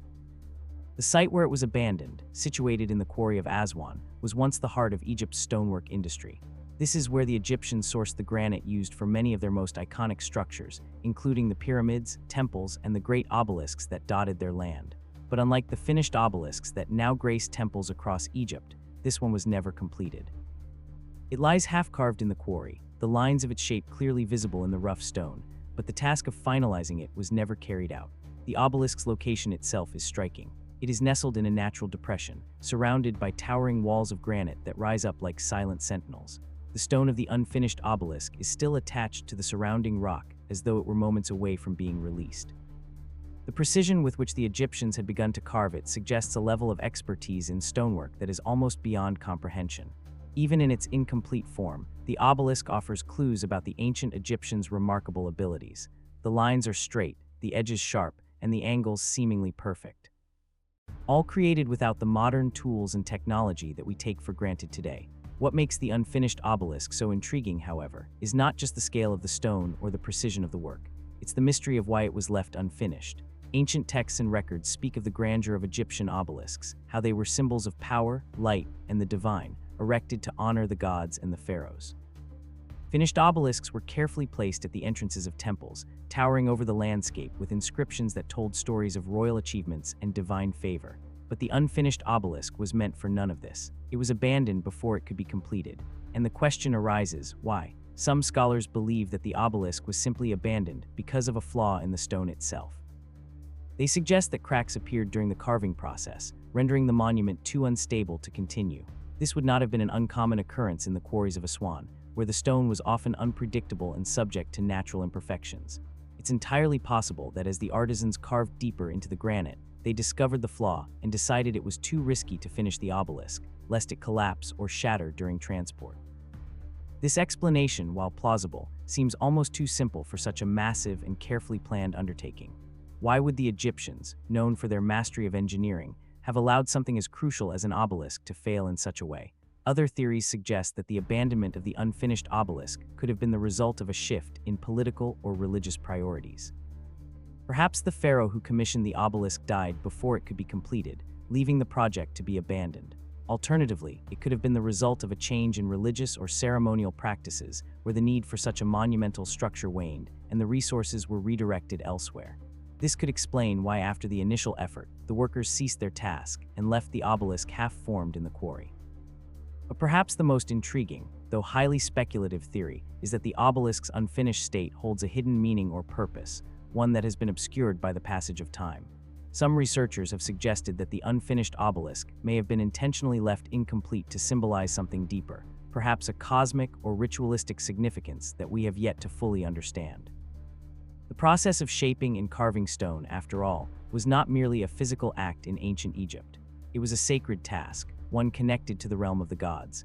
Could it be that the unfinished state of this obelisk was somehow a part of the ritual, meant to represent a moment of transition, a point at which the stone itself would remain forever suspended between the physical and spiritual worlds. Moreover, the size of the unfinished obelisk raises questions about the ancient Egyptians' capabilities in stonework. How were they able to extract such a massive monolith from the quarry in the first place? The process of carving the obelisk from solid granite would have required advanced techniques, and yet the Egyptians did not have the machinery we would expect for such a task. Instead, they relied on simple tools like copper chisels, wooden wedges, and abrasive sands to shape the stone. It's a remarkable feat that we still don't fully understand, and the unfinished obelisk only adds to this mystery. How were they able to transport and carve such a colossal stone, and why was it abandoned at such a critical stage? Did they possess tools or methods that have been lost to time? The unfinished nature of the obelisk also raises another question. Could this monument have been abandoned intentionally? Perhaps as a form of ancient trial or initiation in Egyptian culture, the act of creating something as monumental as an obelisk carried deep symbolic significance. Could it be that the act of leaving this structure incomplete was itself part of a larger ritual, one that we have yet to decode? Some even speculate that the obelisk's unfinished nature could represent the transient nature of life itself, a reminder that even the most powerful and enduring creations can be left incomplete by the whims of fate or the gods. As we stand before the unfinished obelisk today, it remains an enduring mystery. The immense scale of the stone, the precision of the carving, and the strange abandonment of the project raise more questions than answers. Was it a simple mistake, a shift in political power? Or does the unfinished nature of the obelisk carry a deeper meaning hidden beneath the surface of the stone? The secrets of the unfinished obelisk remain locked in time, waiting for a discovery that may one day reveal the full story behind its creation and its abandonment. Until then, we are left with only our theories and wonder, asking ourselves what more could be hidden in the half-carved granite, waiting to be uncovered by future generations. The unfinished obelisk may hold secrets not just of ancient stonework, but of a culture whose mysteries continue to elude us. As we leave behind the unfinished obelisk, we now journey into the frozen landscapes of Greenland, a place once teeming with life and ambition. Here, amid the icy winds and vast tundra, lies the mystery of the Northwestern settlement, a thriving colony that, after centuries of existence, vanished without a trace. The disappearance of this settlement remains one of history's most perplexing and unsolved riddles, with scholars still debating what could have caused its sudden and unexplained collapse. The Western settlement was established by the Norse in the late 10th century when Eric the Red, the legendary Viking explorer, first sailed to Greenland. The settlers, primarily of Scandinavian origin, established a number of farms, villages, and churches on the island's southwestern coast, where the land was more fertile and the climate relatively milder compared to other parts of Greenland. The settlement prospered for several hundred years, its people living off livestock, hunting, and trade with other Norse communities in Europe. At its peak, the Western settlement was home to over 2,000 people, with farms stretching across the lush green valleys, the remnants of which are still visible today. The archaeological evidence suggests a well-organized society, one that was capable of cultivating crops and raising livestock in the harsh conditions of Greenland. The settlers built churches, developed trade routes, and adapted to their environment, showing remarkable resilience. And yet, by the end of the 15th century, the settlement had completely disappeared. The exact reasons for its collapse are unknown, and no conclusive evidence has ever been found to explain what happened to the people who once called this frozen land home. The first clues to the settlement's decline came from the written accounts of the Norse themselves. In the 14th century, the Icelandic sagas mention the Western settlement in passing, but they do not offer a definitive explanation for its demise. The sagas tell us that the settlement's inhabitants had regular contact with Norway and Iceland, sending goods such as walrus ivory and furs across the seas. However, by the time of the 15th century, these accounts became increasingly sparse, and the Western settlement ceased to appear in written records altogether. It was as though the colony simply faded into history. Archaeological excavations in the 20th century have revealed much about the daily life of the settlers. Ruins of farms, homes, and churches have been uncovered along with the remains of animals that were domesticated by the settlers, such as cattle, sheep, and goats. These discoveries suggest that the people of the Western settlement were able to establish a sustainable way of life in Greenland's harsh environment. The settlers also built a network of trade routes, exchanging goods with the Old World. For a time, it seemed that the Western settlement had a promising future, one that would continue for generations to come. Yet by the early 15th century, the settlement began to decline. evidence shows that the people of the Western settlement stopped building and maintaining their farms. In some cases, entire homes were abandoned, and artifacts from daily life were left behind. The question, of course, is why? What caused the sudden and dramatic collapse of a society that had once thrived in one of the world's most unforgiving environments? Several theories have been proposed to explain the disappearance of the Western settlement. One of the most widely accepted explanations are that climate change played a significant role in the settlement's collapse. Around the time of the settlement's decline, the Northern Hemisphere experienced a period of cooling known as the Little Ice Age. The cooling climate would have made farming and animal husbandry increasingly difficult, pushing the settlers to the brink. Crops that had once thrived in the region, such as barley and oats, would have struggled to grow, and the animals that sustained the settlers would have faced harsh winters. For a society so reliant on farming and livestock, the changing climate would have been a crippling blow. However, climate change alone does not explain the full story. The evidence suggests that the settlers did not entirely abandon their way of life when the climate began to cool. Some scholars have argued that the Norse simply adapted to the changing conditions by shifting their focus from farming to hunting, particularly seal hunting. This would have been a natural response to a cooler, harsher climate, as seals were abundant in the waters off Greenland's coast. In fact, hunting remains have been found at Western settlement sites, showing that the Norse were still actively hunting in the later stages of the settlement's existence. But even with this shift, the collapse continued. Another theory centers around economic factors. As European trade routes expanded, the demand for Greenland's goods, such as walrus ivory, declined. The Western settlement was heavily dependent on trade with Europe, and as trade shifted away from Greenland, the settlement's economy began to falter. The collapse of trade networks, combined with the difficulties posed by a cooling climate, could have left the settlement vulnerable to social and political unrest. There are also more speculative theories about the disappearance of the Western settlement. Some suggest that the settlers may have been affected by an outbreak of disease, perhaps something like the plague which ravaged Europe in the 14th and 15th centuries. Others have proposed that the Norse settlers isolated on Greenland's rugged coast may have been attacked by other groups, either indigenous peoples or rival settlers. While there is no concrete evidence to support these theories, they add another layer of complexity to the mystery. Perhaps the most puzzling aspect of the disappearance is the fact that the Eastern Settlement, another Norse colony located farther to the north, continued to survive for some time after the Western settlement had disappeared. The reasons for the survival of the Eastern Settlement are unclear, but it suggests that the Western settlement may have faced a unique set of challenges that led to its eventual collapse. Could the people of the Western settlement have been cut off from the Eastern settlement and left to fend for themselves in the face of mounting difficulties? As we look back on the disappearance of the Norse Western settlement, we are left with more questions than answers. The settlers' sudden abandonment of their homes, their trade routes, and their farms remains a mystery. Was it the changing climate that led to their collapse, or was it a combination of factors, economic, social, and environmental, that finally pushed them to the brink? Could there be something more at play, something hidden beneath the ice and the ruins that we have yet to uncover? The mystery of the Western settlement's disappearance continues to haunt historians and archaeologists to this day. Its story, like the ruins scattered across the Greenlandic coast, is a reminder of how fragile human civilizations can be, even in the face of incredible ingenuity and resilience. And as the cold winds of Greenland sweep across the deserted farms and abandoned homes, we are left to wonder what really happened to the people of the Western settlement and what secrets lie buried beneath the snow and stone waiting to be uncovered. As we leave behind the mystery of the Norse Western settlement in Greenland, we now turn to a place far older and further east, one that harbors an astronomical secret hidden within its ancient ruins.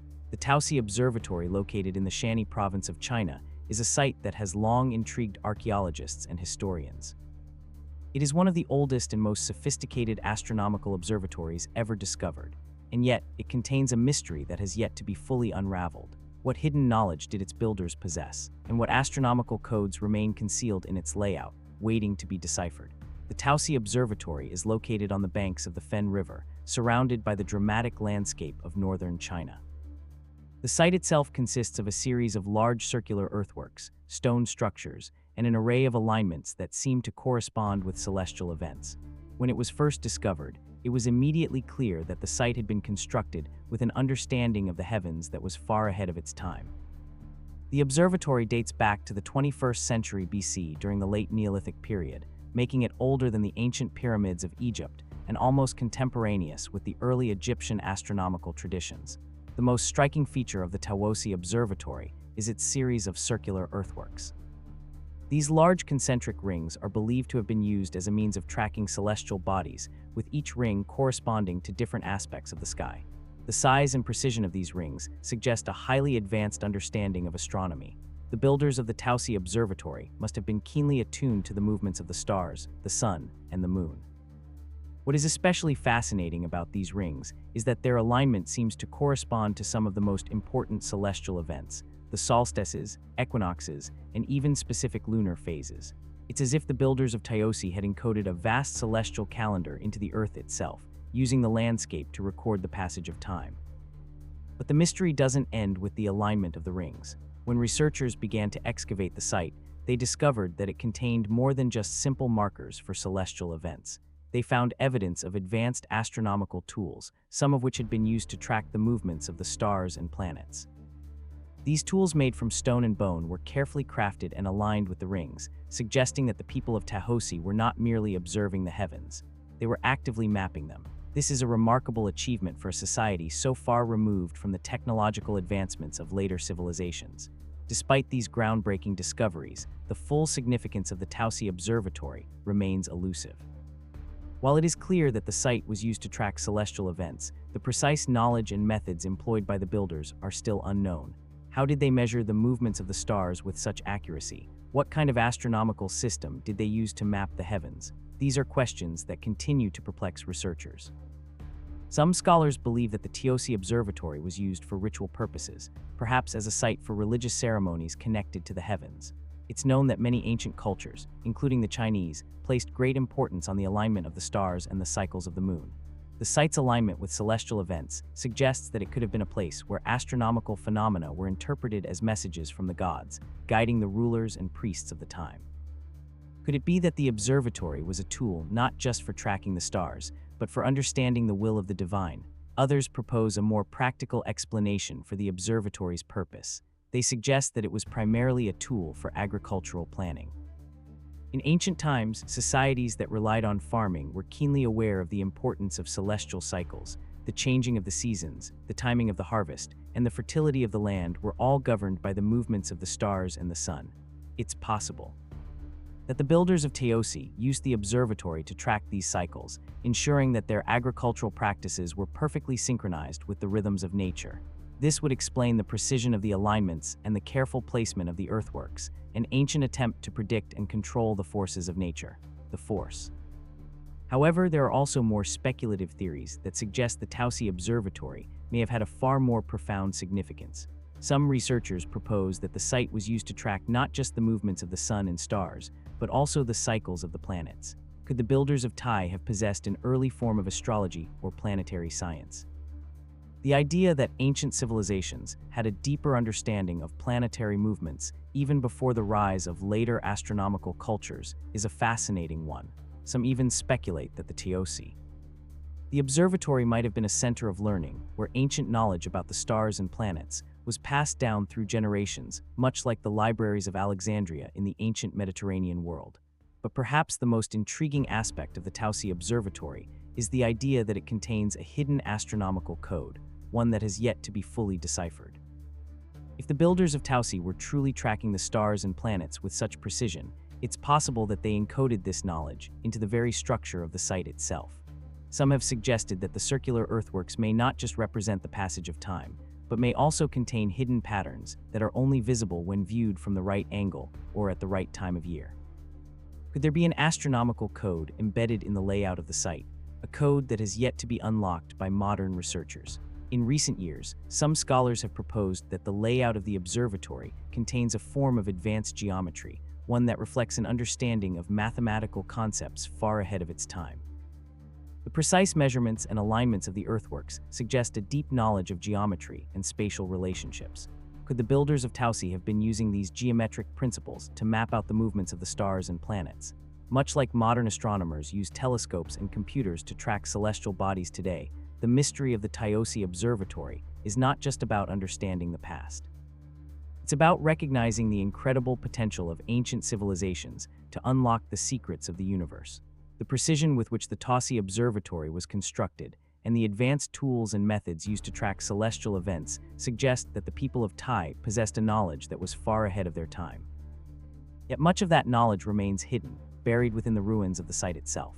As we stand before the circular earthworks of Taosi today, we are left to wonder what astronomical secrets lie hidden within the site's layout. Could the builders of Taosi have encoded a complex system of celestial knowledge that we have yet to fully understand? And perhaps most intriguingly, could the observatory's hidden code be a key to unlocking other ancient mysteries, ones that have eluded us for centuries?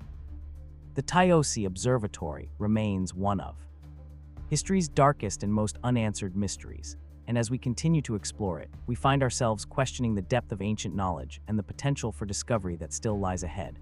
What other hidden codes or celestial maps might be waiting to be uncovered, waiting for the right eyes to see them? The answers, it seems, are out there, still hidden beneath the ancient stones of Taosi, waiting to reveal their secrets to those who dare to look. As we move away from the secrets of the Taosi Observatory, we now turn to another enigmatic relic from the ancient world, one that has captivated treasure hunters, scholars, and historians alike for over 70 years. The Copper Scroll, part of the famed Dead Sea Scrolls discovered in the 1940s and 1950s, is a cryptic document that contains a mystery far darker and more tantalizing than any ordinary text. Unlike its companions in the scroll collection, which are mostly religious or philosophical in nature, the Copper Scroll describes hidden treasures, vast hoards of gold, silver, and precious artifacts that have never been found. The question remains, what became of the treasure and where is it now? The Copper Scroll itself is unique.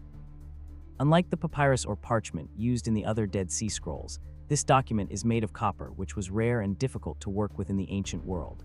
Measuring about 8 ft long and composed of 2 sheets of copper, it was inscribed with a series of inscriptions written in ancient Hebrew.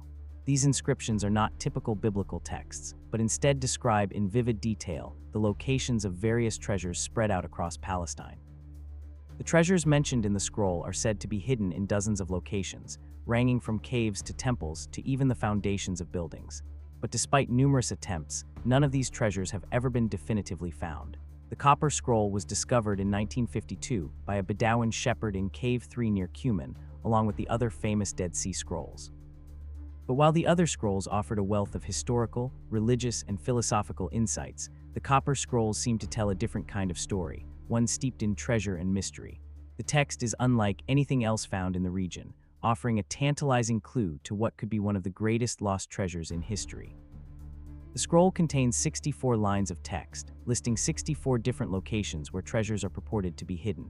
These treasures are described in great detail: gold and silver ingots, sacred objects, and even valuable relics. According to the scroll, the treasure was hidden by priests, possibly during the Roman occupation of Palestine, or perhaps even earlier. Some researchers believe that the treasure could be linked to the Jewish temple in Jerusalem, which was looted and destroyed by the Romans in 70 AD. Others think it might be a hoard from the time of the Maccabean revolt centuries earlier. The treasure described in the Copper Scroll is said to be vast. One entry describes a treasure hidden under the ruins of a fortress containing 17 talents of gold, while another mentions a cave at the mouth of the ravine filled with piles of silver. Some of these locations appear to have specific geographic references, while others remain vague, offering only cryptic clues that have yet to be interpreted. In total, the scroll details treasures worth millions, if not billions, in today's currency. However, despite numerous attempts by archaeologists, treasure hunters, and scholars, none of these treasures have been uncovered.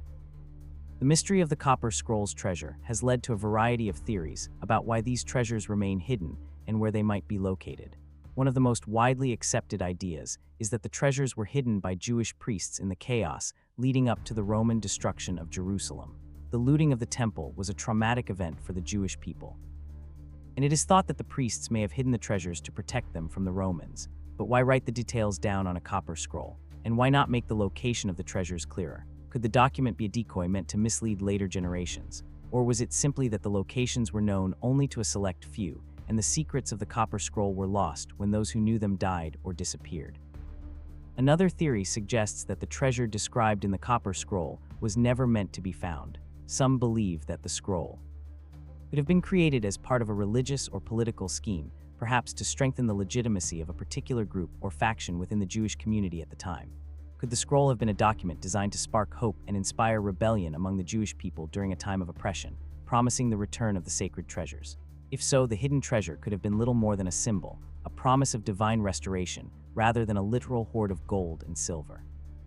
In addition to these more conventional theories, there are those who have speculated about more fantastical explanations for the missing treasure. Some believe that the treasure described in the Copper Scroll could be linked to other lost treasures in the region, such as the Ark of the Covenant, which has been the subject of intrigue and mystery for centuries. According to this theory, the treasures of the Copper Scroll were not merely material wealth, but sacred objects of immense spiritual significance, hidden away for a future time when they would be revealed. Could the Copper Scroll be part of a larger, more complex puzzle that involves the fate of the Ark itself? Then there are those who propose a more mystical or esoteric explanation. Some suggest that the treasure of the Copper Scroll was hidden not just in physical locations, but in a hidden or symbolic way meant to be uncovered only by those who possess the right knowledge or understanding. Could the treasure be hidden within the scroll's very text? Perhaps the locations described are not meant to be taken literally, but metaphorically, with the treasure representing something far more elusive, spiritual enlightenment, ancient knowledge, or even a key to understanding the hidden history of the Jewish people. One thing that cannot be denied is the sense of mystery surrounding the Copper Scroll. Despite the many efforts to decipher its cryptic instructions, the treasure has remained elusive. Some believe that the hoards described in the scroll are buried beneath the earth in caves or ruins, yet to be uncovered by modern archaeology. Others suggest that the treasures may have been plundered long ago, or even that they were destroyed by the very forces that sought to protect them. As we reflect on the Copper Scroll and its hidden treasure, we are left with many unanswered questions. What happened to the treasure described in the scroll? Was it hidden to protect it from the Romans, or was it a fabrication meant to inspire hope and rebellion? Could it still be out there, buried beneath the sands of time, waiting to be found, or is the treasure more elusive, existing in some form beyond the physical realm, locked away in the code of the Copper Scroll itself? The mystery of the Copper Scroll's treasure remains one of history's darkest and most tantalizing enigmas, and as we continue to explore its secrets, we are left with one final question. Will the treasure ever be uncovered, or will it remain hidden forever? Its true meaning is buried in the mists of time. As we leave behind the mystery of the Copper Scroll's missing treasure, we now turn our attention to a far older enigma, one that speaks of a forgotten people, a long-lost civilization, and colossal tombs hidden beneath the sun-drenched landscape of Sardinia. The Sardinian giant tombs, structures that predate the neurotic civilization, are some of the most intriguing archaeological remains found on the island. These tombs, built of large stone blocks and shrouded in mystery, are thought to be the burial places of an ancient people whose identity and culture remain largely unknown. The sheer scale and craftsmanship of these tombs raise questions. Who were the people who built them? Why did they construct such massive structures? And what led to their eventual disappearance? The Sardinian giants' tombs, known locally as Tomb de Giganti, are scattered across the island of Sardinia, particularly in its northern and central regions. These tombs, some of which measure up to 30 m in length, consist of long stone chambers flanked by large upright stones, creating a striking visual that evokes images of ancient monumental burial sites. The most famous of these tombs, the Tomb of the Giants at Kojavu, is a grand structure made up of a long corridor leading to a circular chamber, all enclosed by a high stone wall. The tomb's entrance is flanked by two large slabs reminiscent of monumental gateways that seem to guard the sanctity of what lies within. The tombs themselves are often characterized by their impressive size and construction. The stones used to build them are enormous, some weighing several tons, and their precise placement suggests a high level of skill in stonework. The chambers within the tombs are long and narrow, typically built in the shape of a corridor or a semicircular chamber, with a large slab at the back that likely served as a burial platform. The sheer effort required to construct these tombs raises an important question. How did the builders, whose exact identity remains unclear, manage to construct such massive structures with the limited tools available to them in the pre-Neurologic period? Scholars have long debated the origins of the Sardinian giants' tombs. Most agree that they were built sometime between the Late Bronze Age and Early Iron Age, around 1500 BC to 900 BC. Though the precise dating remains uncertain, they predate the more well-known Nuragic civilization, which would rise to prominence on the island around 1000 BC. This raises an intriguing question. Who were the people responsible for constructing these monumental tombs, and what was their connection to the later Nuragic culture? The tombs are thought to have been built by a pre-Nuragic people, often referred to as the giant people due to the scale of the tombs and the size of the stones used. While this term is more mythological than factual, it points to the awe-inspiring nature of these burial structures. The The people who constructed the tombs are believed to have had a complex society, one capable of organizing large-scale labor projects. The precise nature of their culture, however, remains elusive. Some scholars suggest that they were part of a broader Mediterranean culture that had contact with other ancient peoples of the time, such as the Mycenaeans and the Phoenicians, while others believe that the people responsible for the tombs were indigenous to Sardinia with their own unique culture and traditions. One of the most perplexing aspects of the Sardinian giants' tombs is the fact that they appear to be part of a broader island-wide tradition. These tombs are not isolated structures, but are part of a network of similar sites scattered across the island. Some experts speculate that the tombs were linked to a form of ancestor worship, with the deceased believed to hold a powerful guiding presence over the living. The size and grandeur of the tombs suggest that the people who built them had a deep reverence for the dead and a strong belief in the afterlife. The large stone slabs that mark the entrances of these tombs, often adorned with carvings or reliefs, may have served as markers of spiritual significance, acting as a threshold between the living world and the realm of the ancestors. But despite these theories, the exact purpose of the tombs remains a mystery.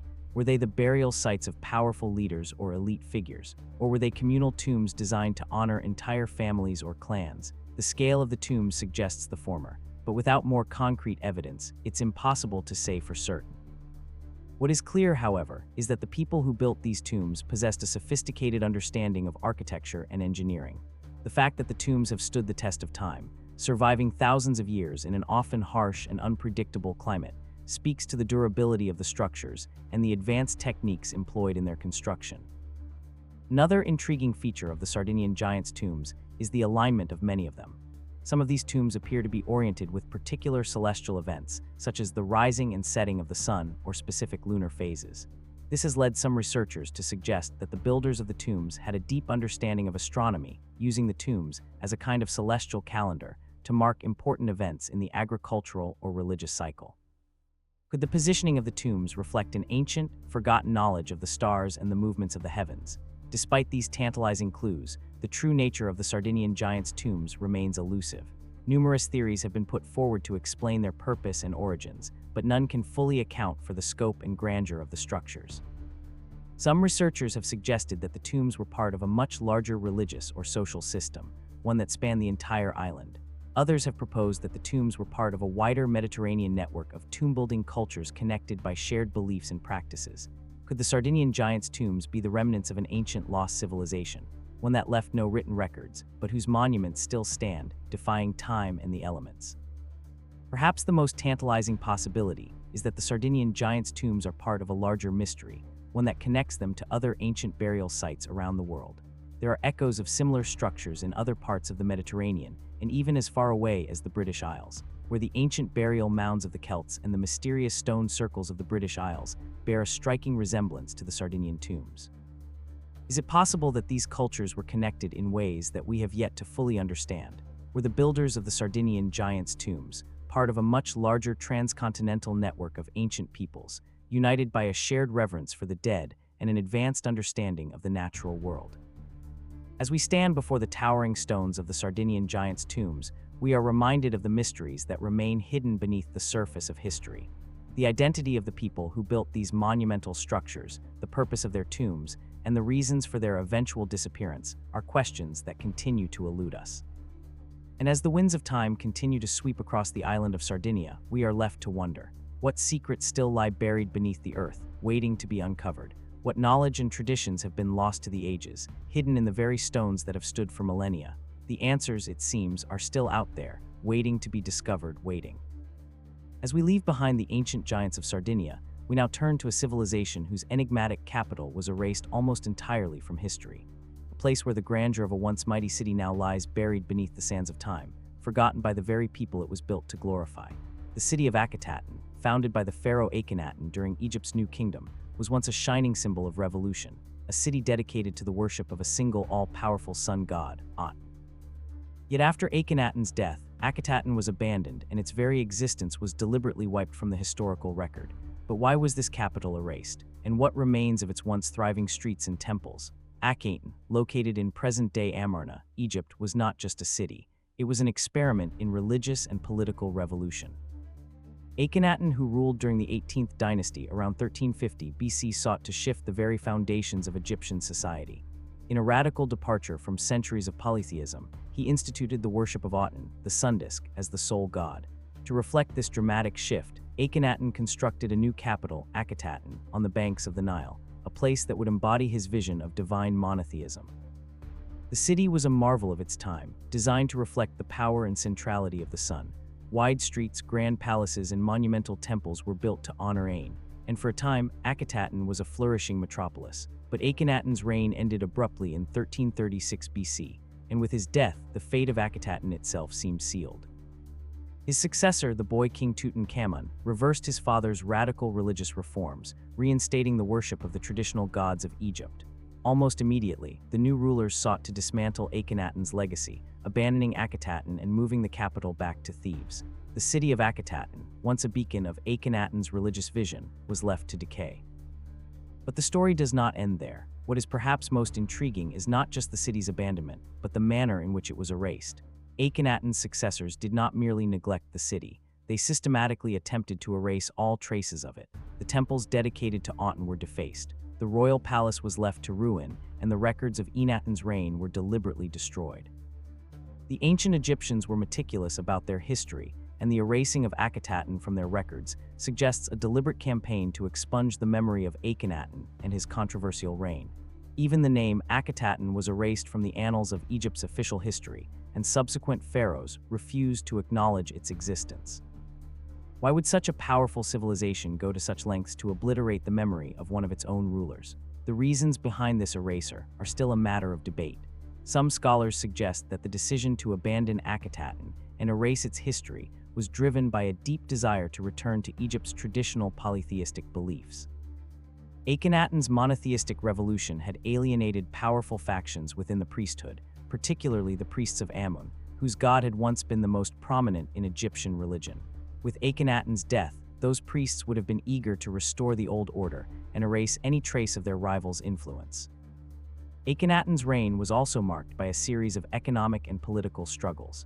His radical changes in religious practices may have been too much for Egypt's established elites, leading to his erasure as a way to reclaim the old status quo. Another theory points to the fear that Akhenaten's vision was seen as a threat to the divine legitimacy of the pharaohs themselves. The radical nature of Akhenaten's reforms and the way he removed traditional religious practices may have left his successors feeling insecure about their own reigns. To avoid association with such a controversial figure, they might have sought to erase all traces of Akhenaten's influence, believing that this would restore stability to the country and strengthen their own rule. In the face of political and social upheaval, the memory of Akhenaten and his bold reforms could have been seen as a dangerous legacy. But the mystery deepens when we consider what happened to Akhetaten after its abandonment. Today, the ruins of the city lie scattered across the desert landscape. Its once grand structures are now little more than crumbling remnants. The temples of Aten, once so awe-inspiring, are now little more than piles of rubble, their inscriptions erased, their sculptures defaced. Yet even in its ruins, Akhetaten speaks to us of its former glory with a strange sense of abandonment that lingers in the air. The city's layout, its wide streets and grand open spaces, suggests a carefully planned urban center designed to reflect the grandeur of the sun god. But what has remained hidden beneath the surface? What secrets might still be buried in the ruins of Akhetaten, waiting to be uncovered? Recent excavations in the area have revealed some fascinating clues. Among the ruins, archaeologists have uncovered the remains of Akhenaten's own royal tomb, though it too was looted and left incomplete. Artifacts from the city, such as pottery, jewelry, and even fragments of inscriptions, offer a glimpse into the life of the people who once lived there. Yet, despite these discoveries, much of the city's history remains shrouded in mystery. Some believe that more significant treasures may lie buried beneath the sands. Treasures that could offer us further insight into the life and reign of Akhenaten. Could there be undiscovered chambers beneath the ruins, untouched by looters, that contain records or artifacts that could shed light on the true nature of Akhenaten's reign? But even more tantalizing is the possibility that Akhetaten's erasure was not just a political act, but a spiritual one. Akhenaten's vision of An as the sole god of Egypt was radical not just for its religious implications, but for its philosophical depth.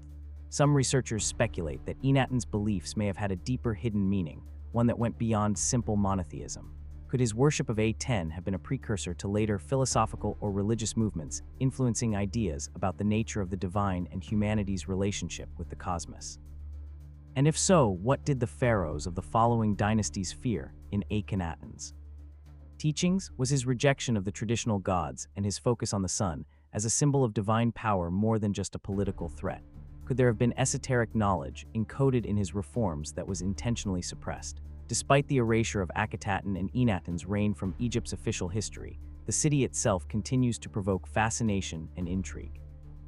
The reasons behind the city's abandonment and subsequent erasure remain a topic of debate, but one thing is certain: the mystery of Akhenaten is far from over. With each new excavation, new questions arise. What were the true motivations behind the erasure of Akhenaten's capital? What knowledge and treasures have been lost to history? And why, after thousands of years, does the memory of Akhenaten continue to haunt the sands of the desert? As we stand before the ruins of Akhenaten today, we are reminded of the power of history to shape the present. In a civilization that prized its legacy and its gods, the deliberate attempt to erase a chapter of its history speaks volumes about the nature of power, belief, and fear. And as the sun sets over the ancient city, casting long shadows over its ruined streets, we are left to wonder what truths still lie hidden beneath the sands of Akhenaten, waiting to be revealed.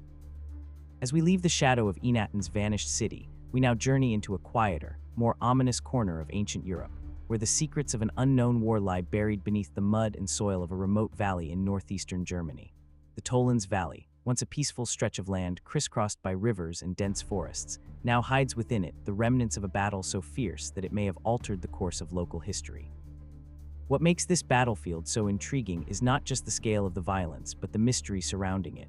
Who fought in this war, and why has it remained so obscure? In 1996, while walking through the valley, a local construction worker uncovered the first of many bones, human remains scattered across the banks of the Tollens River.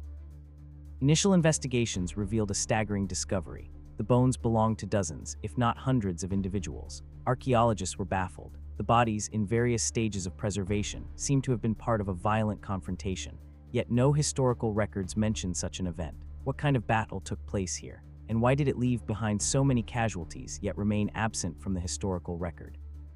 The Tollens Valley battlefield, as it has since been named, stretches along a waterway that winds through a lush, relatively uninhabited landscape. The river, once a crucial waterway for local settlements, would have served as a natural border between ancient tribes, and it's possible that it was the site of a series of violent confrontations. Yet, the evidence that has emerged from the site hints at something much more significant than local skirmishes. The first bones uncovered were soon followed by spears, arrowheads, and fragments of shields. As the years went by, the site yielded even more. The remains of weapons, copper objects, and decorated bone fragments suggested that the battle was fought by groups who were not only familiar with advanced weaponry, but also engaged in some form of organized warfare. More intriguing still were the signs of an intense and chaotic battle. The remains appeared to be scattered across a large area, suggesting that the combatants had been caught in a brutal close-quarters fight. There were signs of traumatic injuries, blunt force trauma, cuts, and broken bones, all pointing to the ferocity of the battle. In fact, some of the bodies were found with weapons still embedded in their bones. The battle, it seems, was not a quick confrontation, but one that unfolded over a prolonged period. Could it have been a clash between two powerful groups, or perhaps a series of raids by competing tribes or factions? But who were these people? The Tollens Valley battlefield is believed to date back to around 1300 BC, during the Bronze Age, when Europe was home to a variety of complex societies and shifting alliances. The warriors who fought in the valley left behind no written records to tell their story. Were they the ancestors of the people who would eventually form the Celtic and Germanic tribes? Or were they part of a completely different cultural group altogether? Some archaeologists speculate that they were part of a trading network that spanned the continent, while others suggest that they could have been indigenous to the region, possibly members of a Proto-Germanic or Proto-Celtic group. Further investigations into the bodies uncovered in the valley have revealed some startling findings. Many of the remains show signs of physical stress, suggesting that the individuals had lived harsh warrior-like lives. The majority of the remains belonged to adult men, but there were also signs that women and children may have been involved, or at least present, in the aftermath of the conflict. The gendered distribution of the bodies raises another question. If this was a battle between male warriors, why were there signs that the dead included individuals who would not typically be on the front lines of combat? Was this a battle fought by an entire society, not just a professional warrior class? One of the most perplexing aspects of the Tollens Valley battlefield is the absence of any clear explanation for why such a large-scale battle would take place. The discovery of the battlefield and its associated artifacts suggests that this conflict was more than just a local dispute. Some researchers believe that the battle was part of a larger regional conflict, perhaps sparked by the expansionist ambitions of one or more groups. Others propose that it could have been a single climactic event in a long-standing rivalry between neighboring tribes. If the battle was indeed part of a larger war, why has it left behind so few historical records? Was it a conflict so minor in the grand scheme of ancient history that it was simply overlooked? Or was there something about it that made it so significant that it was deliberately erased from memory? Theory that has gained some traction in recent years is that the battle in the Talens Valley was part of an early attempt at organizing warfare on a much larger scale. The weapons found at the site, particularly the bronze arrowheads and spears, suggest that the combatants were not simply fighting in isolated skirmishes, but were participating in a structured, organized battle. This may have been a precursor to the more formalized warfare that would later define the rise of the early states in Europe. Could the conflict have been an early attempt by neighboring tribes to control important resources such as trade routes or fertile land? The presence of bronze objects, an indicator of wealth and technological prowess, suggests that these people had access to valuable resources, which may have been at the heart of the conflict. Yet, even as we uncover more of the battlefield secrets, one key question remains. Why did this battle and the people who fought it disappear from history? The answer may lie in the politics of the time. The Bronze Age was a period of significant upheaval, marked by the rise and fall of various tribal alliances and shifting power dynamics. Perhaps the conflict in the Talens Valley was simply overshadowed by larger, more impactful events. Alternatively, it's possible that the very people who fought in the battle sought to bury the memory of it, either out of shame or a desire to avoid repeating past mistakes. As we stand on the banks of the Talinsky River today, surrounded by the remnants of this long-forgotten battlefield, the mystery of its origins still looms large. Who were the combatants? What drove them to fight in such a violent, desperate conflict? And why has this battle remained so obscure, hidden beneath the earth for millennia, its story untold, the discoveries made in the Talens Valley suggests that this battle was not a small isolated event, but part of something larger, something that has yet to be fully understood. And as more research is conducted, more questions arise. What else might the valley hold? Are there more bodies yet to be discovered? More weapons waiting to be unearthed? More clues that could lead us to a better understanding of this long-lost war. The Talens Valley, with its scattered remains and the unanswered questions it holds, continues to beckon archaeologists and historians alike. The story of this ancient war, still buried beneath the mud of the valley, is far from over. And perhaps just beneath the surface, the final pieces of this dark mystery are waiting to be uncovered. As we leave behind the violent clash of the Talens Valley, we turn now to a quieter but no less perplexing corner of the ancient world, one that lies hidden beneath the arid landscapes of the Syrian desert in the region of Jordan. Here, scattered across the desolate expanse, lie the remains of a long-forgotten civilization that left behind an extraordinary and mysterious legacy. The basalt mega-structures of el-Jamal. These massive stone structures, often mistaken for simple ruins, have intrigued archaeologists and historians for decades. Yet despite the numerous studies and explorations, the true purpose and origins of these colossal buildings remain shrouded in mystery. El-Jamal, which translates to Mother of Camels in Arabic, is a small archaeological site located in northern Jordan, near the borders of Syria and Palestine. The site is known for its unique and impressive collection of black basalt structures, which stand in stark contrast to the golden sands of the surrounding desert. The area is home to several large rectangular buildings, often referred to as megastructures, constructed using precisely cut basalt stones. These structures, some of which date back as far as the 1st century BC, are believed to have once served as both residential and religious buildings, but their purpose remains unclear. The scale of the buildings is astonishing. Some of the walls reach heights of up to 10 m, and the stones used to construct them are enormous, weighing several tons each. The precision with which the stones were cut and fitted together suggests a level of craftsmanship and engineering knowledge that was far ahead of its time. But the question remains, why were these massive structures built in such a remote, barren location? And why were they abandoned after only a few centuries, leaving behind only their stone skeletons? The mystery deepens when we consider the people who built these structures. The history of el-Jamal is often linked to the ancient Nabateans, the same people who constructed the famous city of Petra. The Nabateans were known for their advanced knowledge of water management, as well as their architectural prowess, which is evident in the impressive rock-cut structures of Petra. It is thought that the Nabateans settled in the el-Jamal area sometime around the 1st century BC, constructing their basalt buildings, as part of a larger settlement that may have been a center of trade or religious activity. However, the evidence is not conclusive. Some scholars argue that the Nabateans were not the original builders of the megastructures, but rather the successors of an even older civilization, one whose existence remains largely unknown. There are signs that the site may have been occupied as early as the 4th century BC, long before the rise of the Nabatean kingdom. If this is true, then the purpose of the structures and the identity of the people who built them becomes even more enigmatic. The megastructures at El Jamal are not the only mystery surrounding the site. Over the years, archaeologists have uncovered a number of intriguing artifacts and inscriptions that point to a complex and diverse society. Among the finds are pottery, jewelry, and tools that suggest the presence of a thriving community.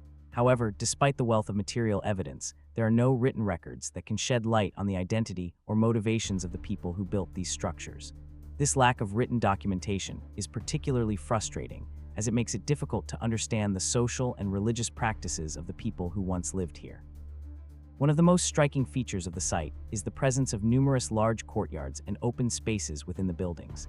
These areas appear to have been used for communal activities, possibly for religious ceremonies or social gatherings. Some researchers speculate that the megastructures were part of a larger religious complex, perhaps dedicated to a forgotten deity or a now unknown religious practice.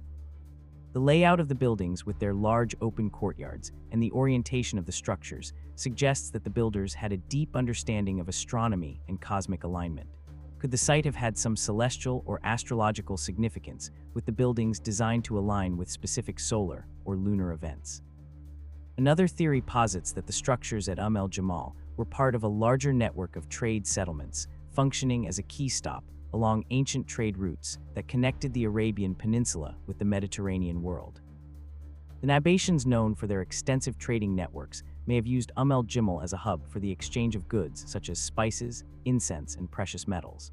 The size and complexity of the megastructures could then be seen as evidence of the wealth and importance of the settlement.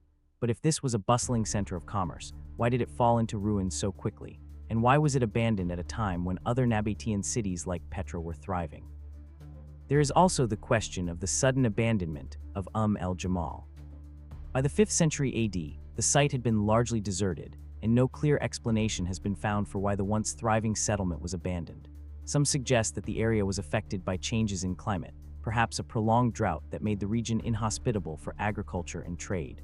Others propose that the decline of the Nabatean kingdom, coupled with increasing pressures from neighboring empires, led to the downfall of the settlement. Could the people of El Jamal simply have been displaced by political or environmental factors, or was the site intentionally abandoned? Its people are scattering to other regions in search of a new life. Despite the mysteries that still surround El Jamal, ongoing excavations continue to yield fascinating discoveries. In recent years, archaeologists have uncovered more sections of the megastructures, as well as additional artifacts that provide insight into the lives of the people who once called this place home. Yet for every answer uncovered, new questions arise. What was the true purpose of the site? Was it a religious center, a trading hub, or something else entirely? And why was it so quickly abandoned and forgotten? The basalt megastructures of El Jamal remain one of the most enigmatic archaeological sites in the Middle East. And as more research is conducted, the mystery of its past deepens. What did the builders of Jamal know that we do not? Were they part of a larger civilization now lost to history, whose influence spread far beyond the desert? Or were they the product of a long-forgotten people whose secrets have been buried by time? As we stand amidst the black basalt stones, remnants of a civilization that once flourished in the heart of the desert, we are reminded of the vastness of the unknown that still lies beneath the earth. And in the silence of Jamal's ruined structures, we are left to wonder what might still be hidden here, waiting to be uncovered. What ancient secrets could be revealed if we were only able to decipher the meaning of these massive stones and the people who built them? As we move through the corridors of time, our gaze now turns to one of the oldest and most elusive mysteries of the ancient world. One that lies at the heart of a once great civilization that spanned the vast expanse of what is now modern-day Pakistan and northwest India. The Indus Valley Civilization, which flourished around 300 to 500 BC, was a remarkable society with sophisticated cities, intricate drainage systems, and a thriving economy built on trade. Yet despite its monumental achievements, the mystery of its writing system, the Indian script, remains unsolved to this day. The story of the Indian script begins with the discovery of the Indus Valley's ancient cities, most notably Harappa and Mohenjo-daro. These cities, whose remains still evoke awe, were once centers of culture, trade, and technological innovation. Archaeologists have uncovered thousands of seals, tablets, and pottery shards inscribed with what appears to be a form of writing, symbols that have yet to be definitively deciphered. These symbols, though seemingly numerous and complex, remain utterly cryptic. Despite years of research, the Indus script has resisted all attempts to unlock its meaning, leaving scholars and historians with more questions than answers. What makes the Indus script so enigmatic is its complete lack of a known linguistic or cultural context. Unlike Egyptian hieroglyphs or Sumerian ununiform, which were deciphered with the help of bilingual inscriptions or comparative languages, the Indian script offers no such clues. There is no Rosetta Stone to serve as a key. No bilingual inscriptions that might offer a starting point for understanding the symbols. The script consists of roughly 400 to 600 distinct characters, some of which appear frequently across a range of materials, including seals, pottery, and even inscriptions on bronze tools. The symbols themselves are often compact, with some resembling stylized animals or abstract shapes, while others resemble human-like figures or geometric patterns. The mystery deepens when we consider the fact that the Indus Valley civilization appears to have disappeared around 1500 BC, possibly due to a combination of environmental changes, invasions, or internal collapse. With the fall of the civilization came the abandonment of its cities, and the script too faded into obscurity. Unlike the written records of Mesopotamia or Egypt, the Indus script did not survive the passage of time. No known records or manuscripts were preserved, and with them any knowledge of the language and culture of the people who used it. What could have happened to such a profound writing system? Was it deliberately abandoned, or did it fall out of use as the civilization collapsed? One of the most perplexing aspects of the Indus script is its apparent lack of a direct connection to any known language family. The symbols do not bear any resemblance to the scripts of neighboring ancient civilizations such as Sumerian, Akkadian, or Egyptian, which suggests that the people of the Indus Valley may have spoken a language entirely unrelated to those of the ancient Near East. Some linguists have suggested that the script may represent a Dravidian language, which is still spoken in parts of southern India today. But there is no definitive evidence to support this theory. Other theories propose that the Indus script could have been a Proto-Indic language, a precursor to the languages spoken in the Indian subcontinent today. However, without a decipherable key to unlock the script, these hypotheses remain speculative at best. Perhaps one of the most intriguing questions surrounding the Indus script is why it vanished so abruptly. While writing systems such as Egyptian hieroglyphs or Mesopotamian cuneiform persisted for centuries, the Indus script seems to have disappeared almost overnight. This sudden disappearance raises the possibility that the script was deliberately suppressed or abandoned in the wake of the civilization's decline. Could the script have been tied to a particular political or religious system, one that lost its power as the cities of the Indus Valley fell into ruin? Some scholars suggest that the writing system may have been closely linked to the elites of the Indus Valley, and when those elites were displaced or overthrown, the script went with them. Others propose that the script was not used for formal record-keeping or administration, but rather for personal or ritualistic purposes, which may explain its disappearance after the collapse of the civilization. Another possibility is that the collapse of the Indus Valley civilization was linked to environmental changes, such as shifts in the monsoon patterns or river courses, which may have led to the abandonment of the cities. In such a scenario, it is conceivable that the loss of the civilization's infrastructure, including its written language, was a gradual process, one that occurred as the people of the region migrated away from the urban centers and into more rural areas. In this view, the disappearance of the script could be seen as a natural consequence of the decline of a once thriving culture, rather than the result of any deliberate act of suppression. Despite the many theories, the true purpose of the Indus script remains a mystery. Some researchers believe that the symbols may have been used for trade and commerce, serving as a means of labeling goods or recording transactions. Others argue that the script could have had a religious or ceremonial function, possibly linked to the rituals and beliefs of the Indus Valley people. Yet there is no conclusive evidence to support any single theory, and the lack of written records or translations makes it impossible to know for certain what the symbols represented. As new discoveries are made, the mystery of the Indus script only deepens. In recent years, researchers have uncovered additional inscriptions that appear to have been made using a different, more complex version of the script. These findings suggest that the writing system may have evolved over time, and that its true form may still be hidden beneath the surface. Some even propose that the script could represent a hybrid language blending elements of different linguistic traditions. But with no Rosetta Stone, no key to unlock its meaning, we are left to wonder, what did the people of the Indus Valley write? What knowledge, history, or stories have been lost to the sands of time? The fact that the Indus script remains undeciphered despite the efforts of numerous scholars over the centuries speak to the complexity and mystery of the civilization that created it. What knowledge did the people of the Indus Valley possess that was so advanced and so mysterious? Was the script part of a broader cultural, religious, or political system, one that has since disappeared without a trace? And what did its sudden disappearance mean for the people who once used it? Standing before the seals and tablets that bear the enigmatic symbols of the Indus script, we are reminded of the many secrets that still lie hidden in the ancient world. Though the language may never be deciphered, the mystery of the Indus script is a testament to the complexity of human history and the knowledge that can so easily be lost even as it is inscribed in stone. What other scripts, languages, and civilizations remain hidden beneath the dust of time, their stories waiting to be told? The answers may never come, but the search for them will continue as we strive to uncover the mysteries of our ancient past. After uncovering the forgotten script of the Indus Valley, we now turn to a more elusive mystery hidden beneath the tranquil waters of Kyrgyzstan's Lake Issyk, a place that to this day harbors the remains of an ancient city said to be submerged beneath its depths.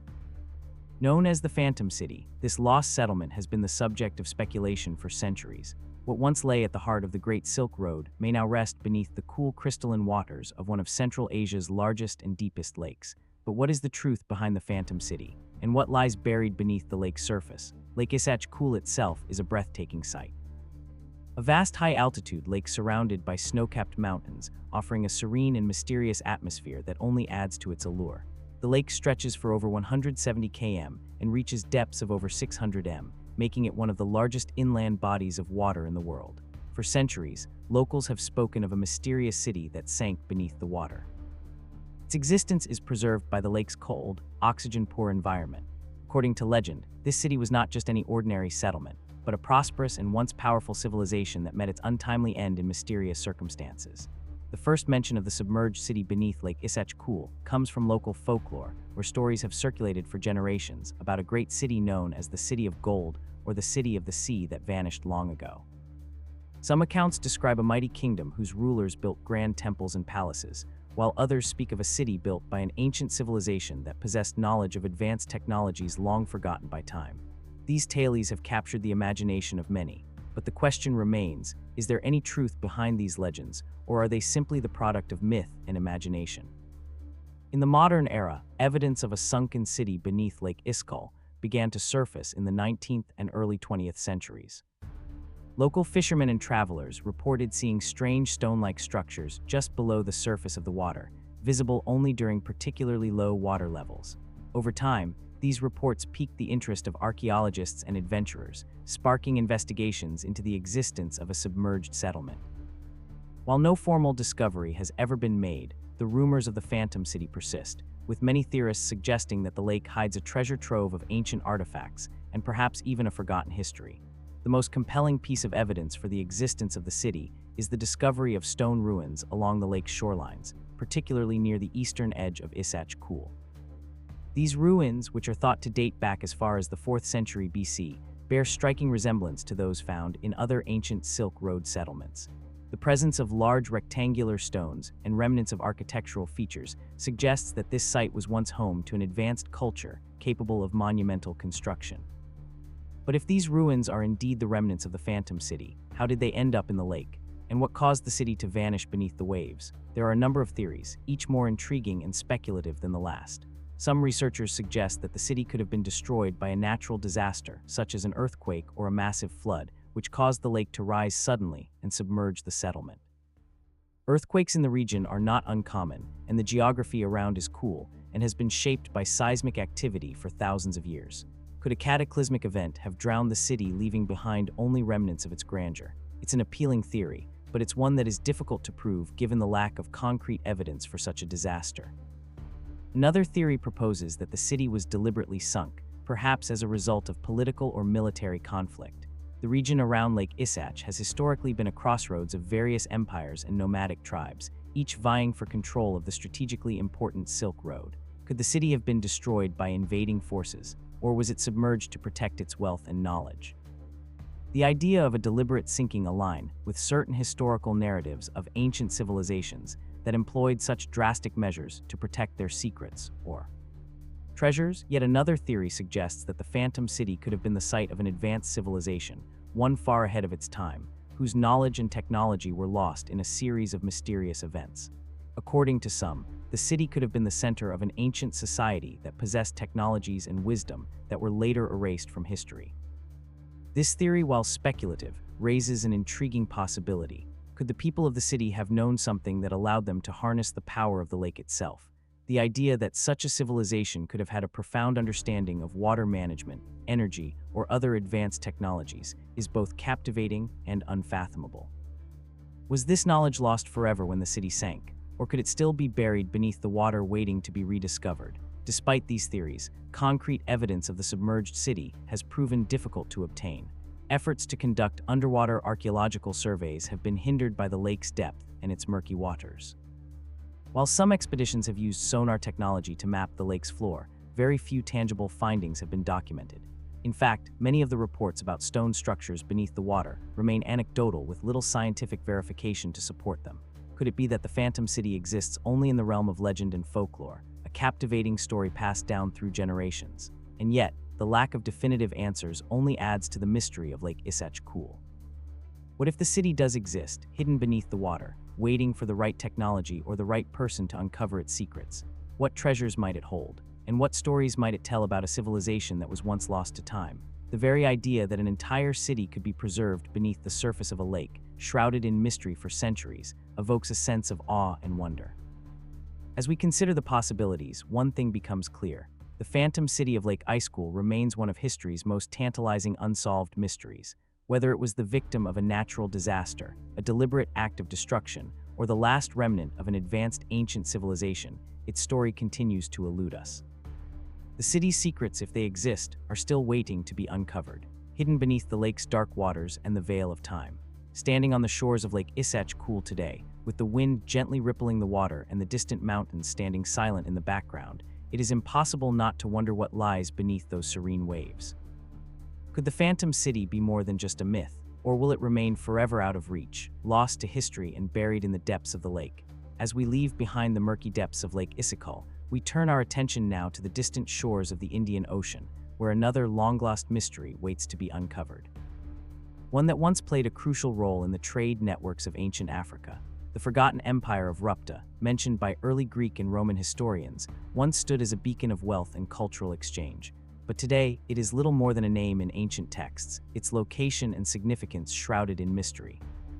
What was Rapa, and why does it remain one of the most elusive trade empires of antiquity? Imagine standing on the sun-drenched coast of East Africa, the endless horizon of the Indian Ocean stretching out before you. The rhythmic sound of the waves crashing against the shore masks the untold stories of this ancient land, where traders from far-flung corners of the world once converged. Along these shores, on an unnamed stretch of coast, was Rapa, a city or perhaps a series of settlements whose influence reached from the shores of Africa to the distant lands of the Arabian Peninsula, India, and beyond. The earliest accounts of Rapa come from Greco-Roman sources, particularly the works of the Greek explorer and geographer Claudius Ptolemy and the Roman merchant Pericles of the Arthurian Sea. In their writings, Rapa is described as a thriving port city located on the southeastern coast of Africa, somewhere near the region of modern-day Tanzania, although the exact location remains uncertain. According to these ancient accounts, Rapa was a hub of trade known for its bustling markets and the exchange of exotic goods such as ivory, gold, and precious stones, as well as slaves which were carried across the Indian Ocean to distant empires. Yet despite its prominent position in ancient trade routes, Rapa is not mentioned in any archaeological records, and its precise location has eluded researchers for centuries.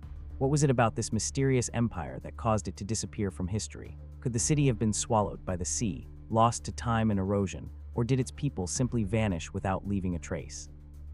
The most tantalizing clue about Rapa's location comes from the Pericles of the Arthurian Sea, a Greek manuscript written in the 1st century AD. The author describes Rapa as being situated near a river, possibly the Rufi River, in what is now Tanzania. The city is said to have been a major trading port for the exchange of goods between the African interior and the markets of the Arabian Peninsula, India, and even further west to the Roman Empire. According to these ancient accounts, the city was also famous for its fine craftsmanship, particularly its use of wood and ivory, materials highly praised by traders of the time. The problem, however, is that no one has been able to pinpoint the exact location of Rupta. While the Periplus gives a vague description of its geography, there are no remaining physical structures or artifacts to confirm its existence. Several archaeological sites along the Tanzanian coastline have been proposed as potential locations for Rapa, but none have yielded conclusive evidence. Some scholars believe that the city could have been located at a site such as Chiwin, an ancient settlement near the mouth of the Limpopo River, or the coastal town of Kilwa Kisiwani, an important port in the Swahili coast. Both sites boast remnants of ancient trade, but neither is a definitive match for the descriptions found in the ancient texts. As scholars continue to search for Rapa, the mystery only deepens. What happened to the empire that once controlled such a critical position in the ancient trade networks? Did it simply fade away, its merchants and people dispersed by changing trade routes or the shifting tides of the empire? Or could it be that Rapa met a more dramatic end, swallowed by the very forces of nature that had once made it so prosperous? One popular theory is that Rapa's decline was linked to the changing patterns of trade in the Indian Ocean. As the centuries wore on, new trade routes emerged, connecting the Arabian Peninsula and India more directly to the ports of Southeast Asia, bypassing the East African coast altogether.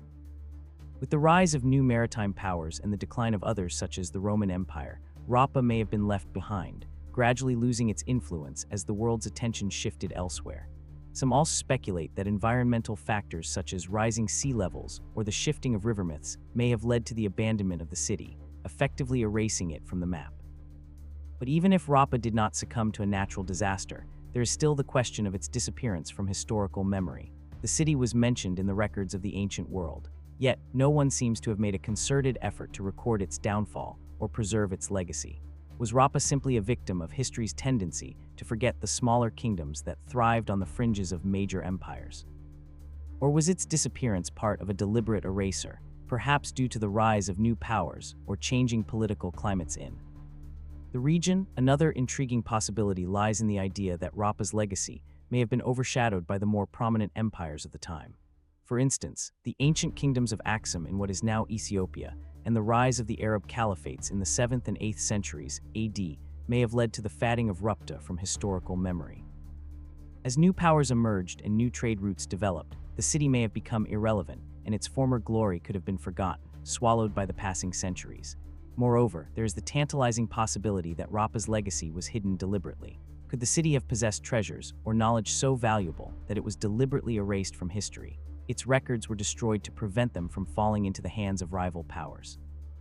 This idea, while speculative, adds a layer of intrigue to the mystery. What if the people of Rapa were guarding something far more valuable than gold or ivory?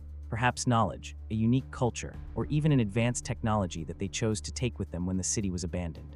As we explore the mystery of Rapa, we are reminded of the countless forgotten civilizations that once thrived along the shores of the world's oceans, their names and stories lost to time. Could Rapa have been just one of many trade empires whose records were swept away by the forces of nature, war, or cultural shifts? What knowledge, artifacts, and treasures might still lie hidden beneath the sands of East Africa or beneath the waves of the Indian Ocean waiting to be discovered? And yet, despite all the speculation and theories, the true location of Rapa remains elusive. Clues are there, scattered across ancient texts, archaeological digs, and local legends. But the full story of this once great empire has yet to be uncovered. What lies beneath the surface of this mystery, waiting to be revealed? The question of Rapa's true history may never be answered, but as long as the search continues, the forgotten empire of Rupta will remain one of history's darkest mysteries, challenging us to look deeper into the past and question what else may still be hidden from view. As we journey through history, one mystery that beckons from the high deserts of Peru is the sudden silence of the Mach oracle priests, an enigmatic disappearance that continues to perplex archaeologists and historians alike. The Moche civilization, which thrived on the northern coast of Peru between 100 and 700 AD, left behind remarkable evidence of its power, wealth, and religious practices. Yet there is one aspect of their society that has remained shrouded in silence: the oracle priests, whose sudden disappearance from the historical record remains one of the most compelling and unresolved mysteries of the ancient world.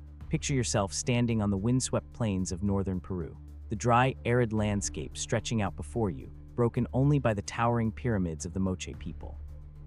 These massive structures built from mud and brick rise out of the earth like ancient sentinels guarding secrets of the past. The Moche are remembered for their artistry, intricate pottery, and monumental constructions, but it is their priesthood, particularly the oracle priests, that continues to haunt the imagination.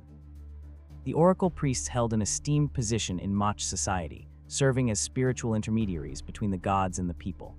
They were believed to have the power to communicate with divine forces, to predict the future, and to perform rituals that could alter the course of history. Yet, despite their prominence, the oracle priests vanished without a trace, leaving behind no written records and little more than archaeological clues to their existence. The oracle priests were intimately connected to the Grand Pyramids and ceremonial centers of the Moches, such as the Haka de la Luna and Haki del Sol, two massive pyramidal structures that were central to Moche religious and political life. These pyramids, with their carefully constructed walls and grand staircases, housed elaborate murals depicting gods, animals, and human figures engaged in ritualistic activities. It is here, amidst the vibrant fresco and sacred spaces, that the oracle priests would have performed their rites, communicating with powerful deities to guide the Moche people through their lives. The priests were often depicted in Moche pottery and artwork shown with elaborate headdresses, ceremonial attire, and staffs, symbols of their power and authority. One of the most striking depictions of an oracle priest can be found in the intricate pottery of the Moche culture, where the priests are shown in trance-like states, holding oracles or drinking from sacred vessels. These images suggest that the oracle priests were not only important religious figures, but also wielded immense influence over the political and social landscape of the Moche civilization. So what happened to these powerful figures whose role was so vital to the Moche people? The oracle priests did not simply fade away gradually. There is no record of their decline or a slow loss of influence. Instead, they vanished in a sudden and mysterious silence, leaving behind a vacuum in both the religious and political spheres. The abrupt disappearance of such a central and influential group begs the question: did the oracle priests abandon their posts, or were they silenced by forces beyond their control? Some scholars believe that the priests' disappearance could be linked to the eventual collapse of the Moche civilization itself. The Moche, like many ancient societies, faced challenges that may have contributed to their downfall. Climatic changes, resource depletion, internal strife, and possibly even external invasions. These factors may have disrupted the balance of power within Moche society, leading to a collapse in their religious practices and, by extension, the abrupt cessation of the oracle priest's role. Could the oracle priests have been abandoned or overthrown by a new rising power within Moche society? Did a shift in religious beliefs or political structures lead to their fall from grace? Alternatively, some have speculated that the oracle priest's disappearance was linked to an even more dramatic event, a natural disaster. The region around the Moche heartlands is known for its seismic activity with earthquakes and occasional volcanic eruptions. Could such a catastrophic event have destroyed the Moche ceremonial centers, including the pyramids where the priests performed their rituals? Archaeological evidence shows signs of damage to some Moche sites, such as the Haki del Sol, which may have suffered from such an event. If the oracle priest temples and shrines were destroyed, could their entire power structure have collapsed as well? This theory, though plausible, remains speculative, as no direct evidence of a natural disaster has been conclusively linked to the priest's disappearance. Priests. Another possible explanation for the oracle priest's sudden silence involves a more gradual erosion of their influence. The Moche civilization, like many other ancient societies, underwent periods of upheaval during which religious and political structures were redefined. Could the oracle priests have lost favor with the people or the ruling elite? The rise of new religious movements or competing priesthoods may have overshadowed the power of the oracle priests.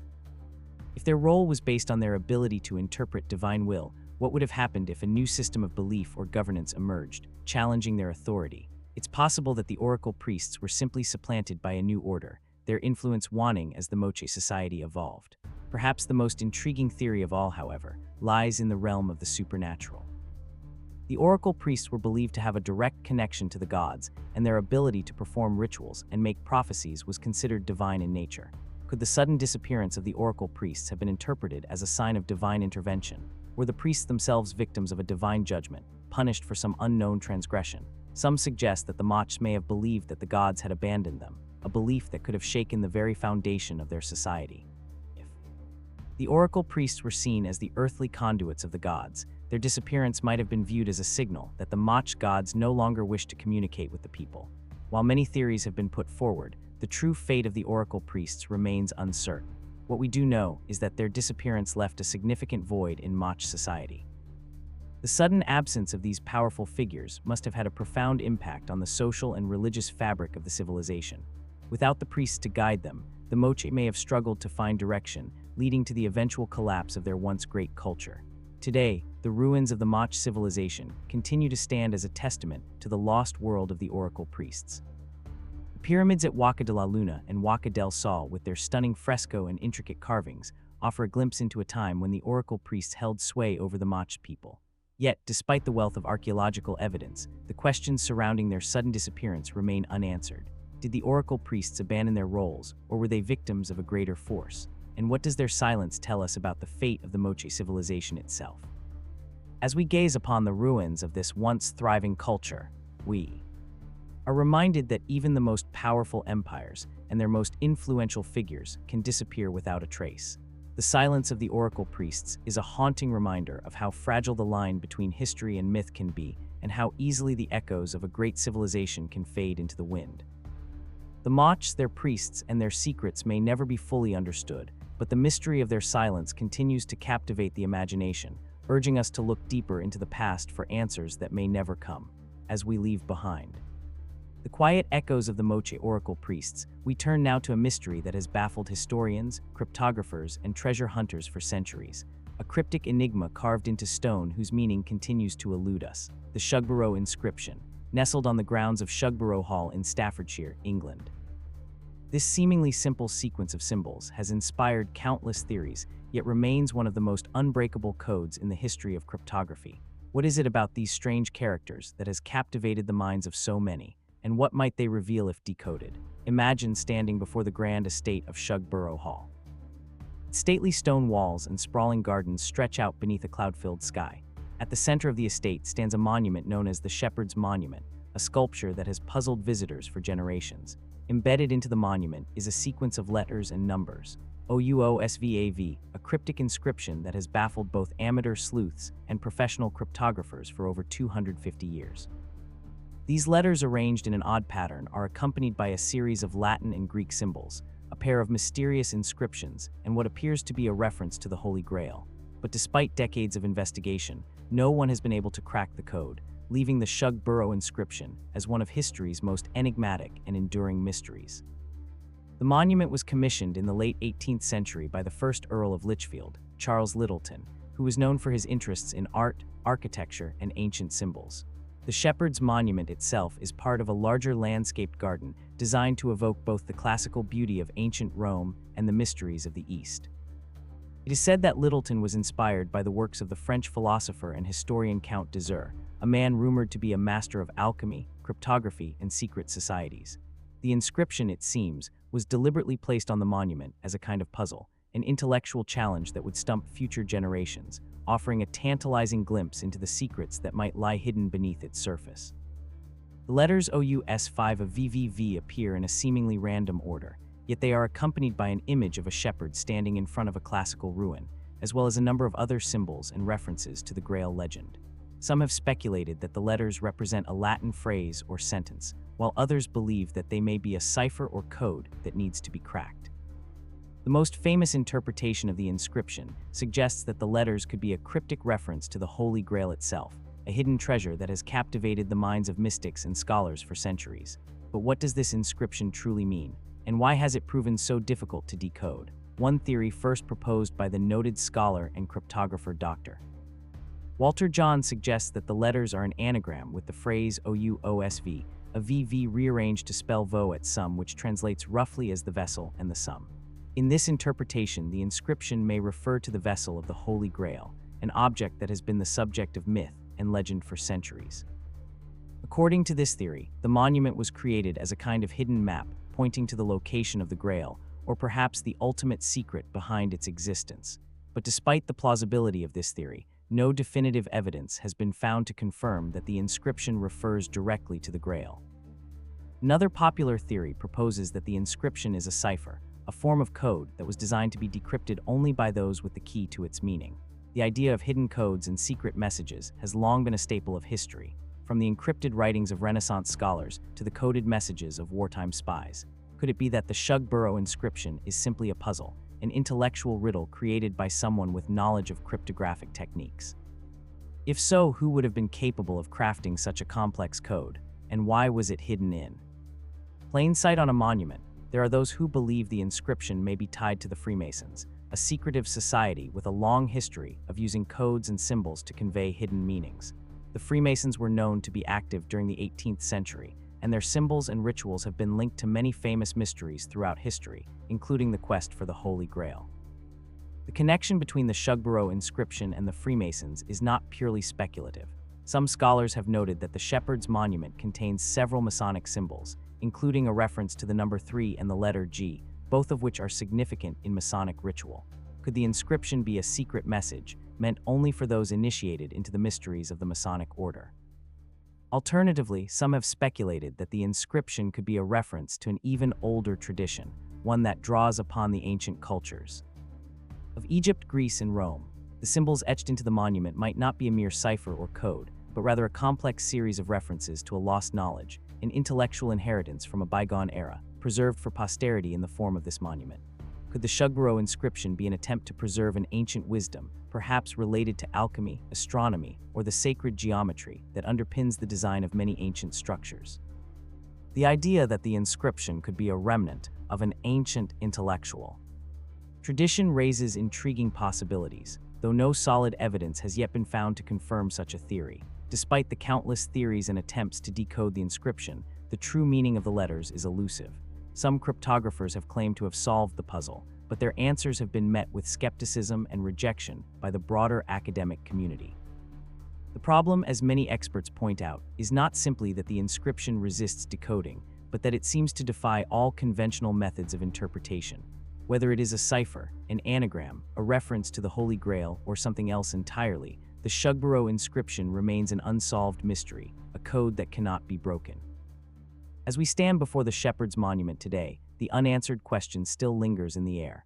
What was Charles Littleton trying to say with this cryptic inscription? Was it a message to future generations, a challenge to those who would come after him, or a key to a hidden treasure waiting to be uncovered? And why has it proven so difficult to decipher, even after centuries of attempts?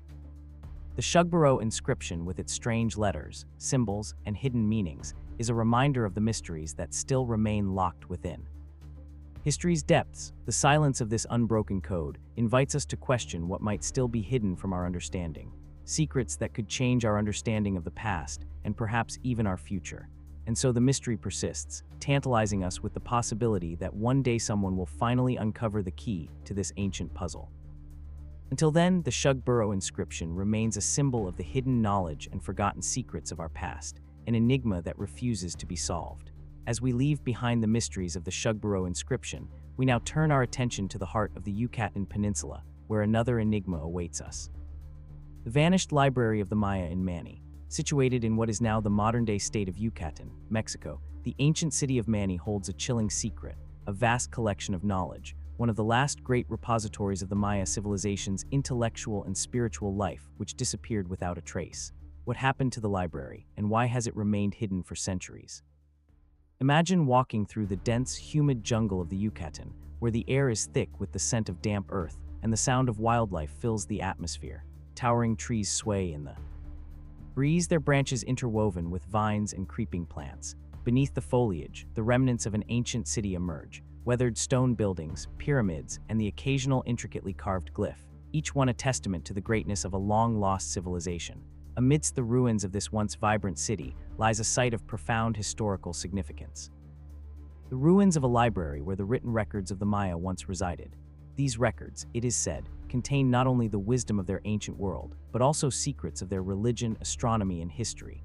Knowledge that could change our understanding of the Maya civilization itself. The Maya, an advanced and highly sophisticated people, left behind a legacy of remarkable achievements, fascinating architecture, advanced mathematical systems, and a complex writing system known as glyphs. The Maya were also deeply spiritual, with a rich mythology and elaborate religious practices that spanned thousands of years. Central to their intellectual and spiritual life were their libraries, repositories where the sacred knowledge was preserved on codices made from bark paper, deerskin, and other materials.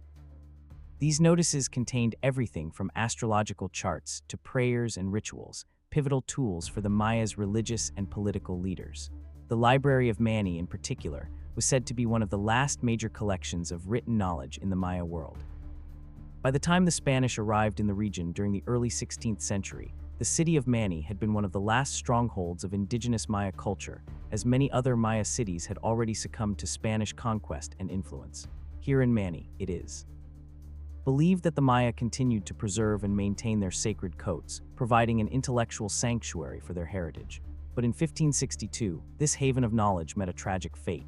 It was then that Bishop Diego Danda, a Spanish Franciscan priest, led a violent campaign to convert the Maya to Christianity and eradicate their native customs. In an act of destruction that would haunt history, Bishop Landa ordered the burning of the costumes and the libraries that contained them. Thousands of sacred texts, each one a window into the heart of Maya culture, were reduced to ashes. Among these texts was the fabled Library of Manny, where it is believed that many of the sacred writings of the Maya once flourished. The burning of the cities in Manny and other cities is considered one of the greatest losses of knowledge in human history, a cultural genocide that erased much of the Maya's intellectual history. But the destruction of the library is not the end of the story. Many accounts suggest that although the cities were destroyed, some Maya continued to hide their knowledge, safeguarding fragments of their history and their wisdom. It is said that even after the Library of Manny was lost, the city itself held a deeper secret, one that has remained hidden for centuries. Could there be more to the library's fate than what history has told us? Are there still remnants of this vast collection waiting to be discovered, buried beneath the roots of ancient trees or concealed in the overgrown remnants of the city? The question of what happened to the knowledge of the Maya is central to the mystery of Manny. While some Maya cities have survived, most famously the Dresden CEX, the Paris CEX, and the Madrid Codex, these are but fragments of the lost body of knowledge. The notices that survived were either hidden away in remote corners of the Yucatan or were preserved in secret by indigenous people whose knowledge remained outside the reach of colonial authorities. However, much of the Maya's sacred writings remain lost, and it is believed that the contents of the library at Manny were largely obliterated by Landanda's zeal. Yet, even with this destruction, some scholars and explorers remain hopeful. In the centuries following the destruction, rumors persisted of hidden notices, secret scrolls, and inscriptions that had escaped the flames. In the 20th century, archaeologists and historians began to ask, could there be surviving fragments of the lost Library of Manny, tucked away in forgotten corners of the Yucatan? Could some texts still be hidden in caves, temples, or beneath the dense jungle that now covers much of the ancient city? Several expeditions have attempted to uncover these hidden pieces of Maya knowledge, but progress has been slow. In fact, the search for lost notices in the region has often been complicated by the lack of clear records, as well as the challenges of deciphering Maya glyphs, which remain a complex and intricate script. There are also those who suggest that the Maya intentionally concealed their most sacred knowledge, either to protect it from the Spanish or to preserve it for future generations, perhaps even believing that their wisdom would one day be rediscovered when the world was ready to understand it again. Another theory suggests that the destruction of the Library of Manny may have been more than just an act of cultural erasure. It could have been a deliberate attempt to bury the secrets that the Maya had uncovered about their world. Some fringe theories propose that the Maya were privy to knowledge far beyond their time, perhaps even advanced astronomical or mathematical insights that were lost with the destruction of their codices. Could the Maya have understood the cosmos in ways that modern science is only now beginning to grasp? Could their knowledge of the stars, the movements of planets, and the cycles of time have been so advanced that it posed a threat to the colonial authorities who sought to wipe out any challenge to their dominance? As the search for hidden Mayas continues, we are left to ponder the fate of the knowledge once stored in the Library of Manny. Did the destruction of the cities truly mark the end of the Maya's intellectual heritage, or has this knowledge simply been hidden away, waiting for the right moment to be rediscovered? Could there still be secrets buried beneath the jungle canopy, just as the ruins of the city itself remain partially obscured by the earth? The mystery of the lost library is not just about the past. It is about the ongoing struggle to preserve and uncover the knowledge that shapes our understanding of the ancient world. The burning of the vortices in Manny remains a haunting reminder of the fragility of knowledge and the ways in which history can be deliberately erased. Yet the possibility of hidden fragments, whether physical or intellectual, reminds us that history is never truly gone, merely waiting to be rediscovered. Certainly, here are 6 additional paragraphs that expand on the mystery of the lost Maya library in Manny, continuing the story while adding layers of intrigue and connection to modern exploration. Despite the tragic loss, modern technology has opened up new avenues for discovering what was once thought to be lost. The use of LiDAR, light detection, and ranging technology has allowed archaeologists to peer beneath the thick forest canopy, revealing hidden structures and possible locations where remnants of the library could be buried. LiDAR scans have uncovered large swaths of previously unknown architecture in the Yucatan, and some researchers believe that parts of the ancient city of Mani, along with the hidden knowledge it once contained, could still be waiting to be uncovered. If fragments of the lost library exist, this technology could be the key to unlocking them. As part of the growing interest in ancient civilizations, scholars and enthusiasts alike have increasingly focused on the spiritual and metaphysical significance of the Mayas' knowledge. Recent studies have examined the Mayas' advanced understanding of the cosmos, pointing to the possibility that their sacred texts contained not just practical knowledge, but profound insights into the nature of existence, time, and the universe.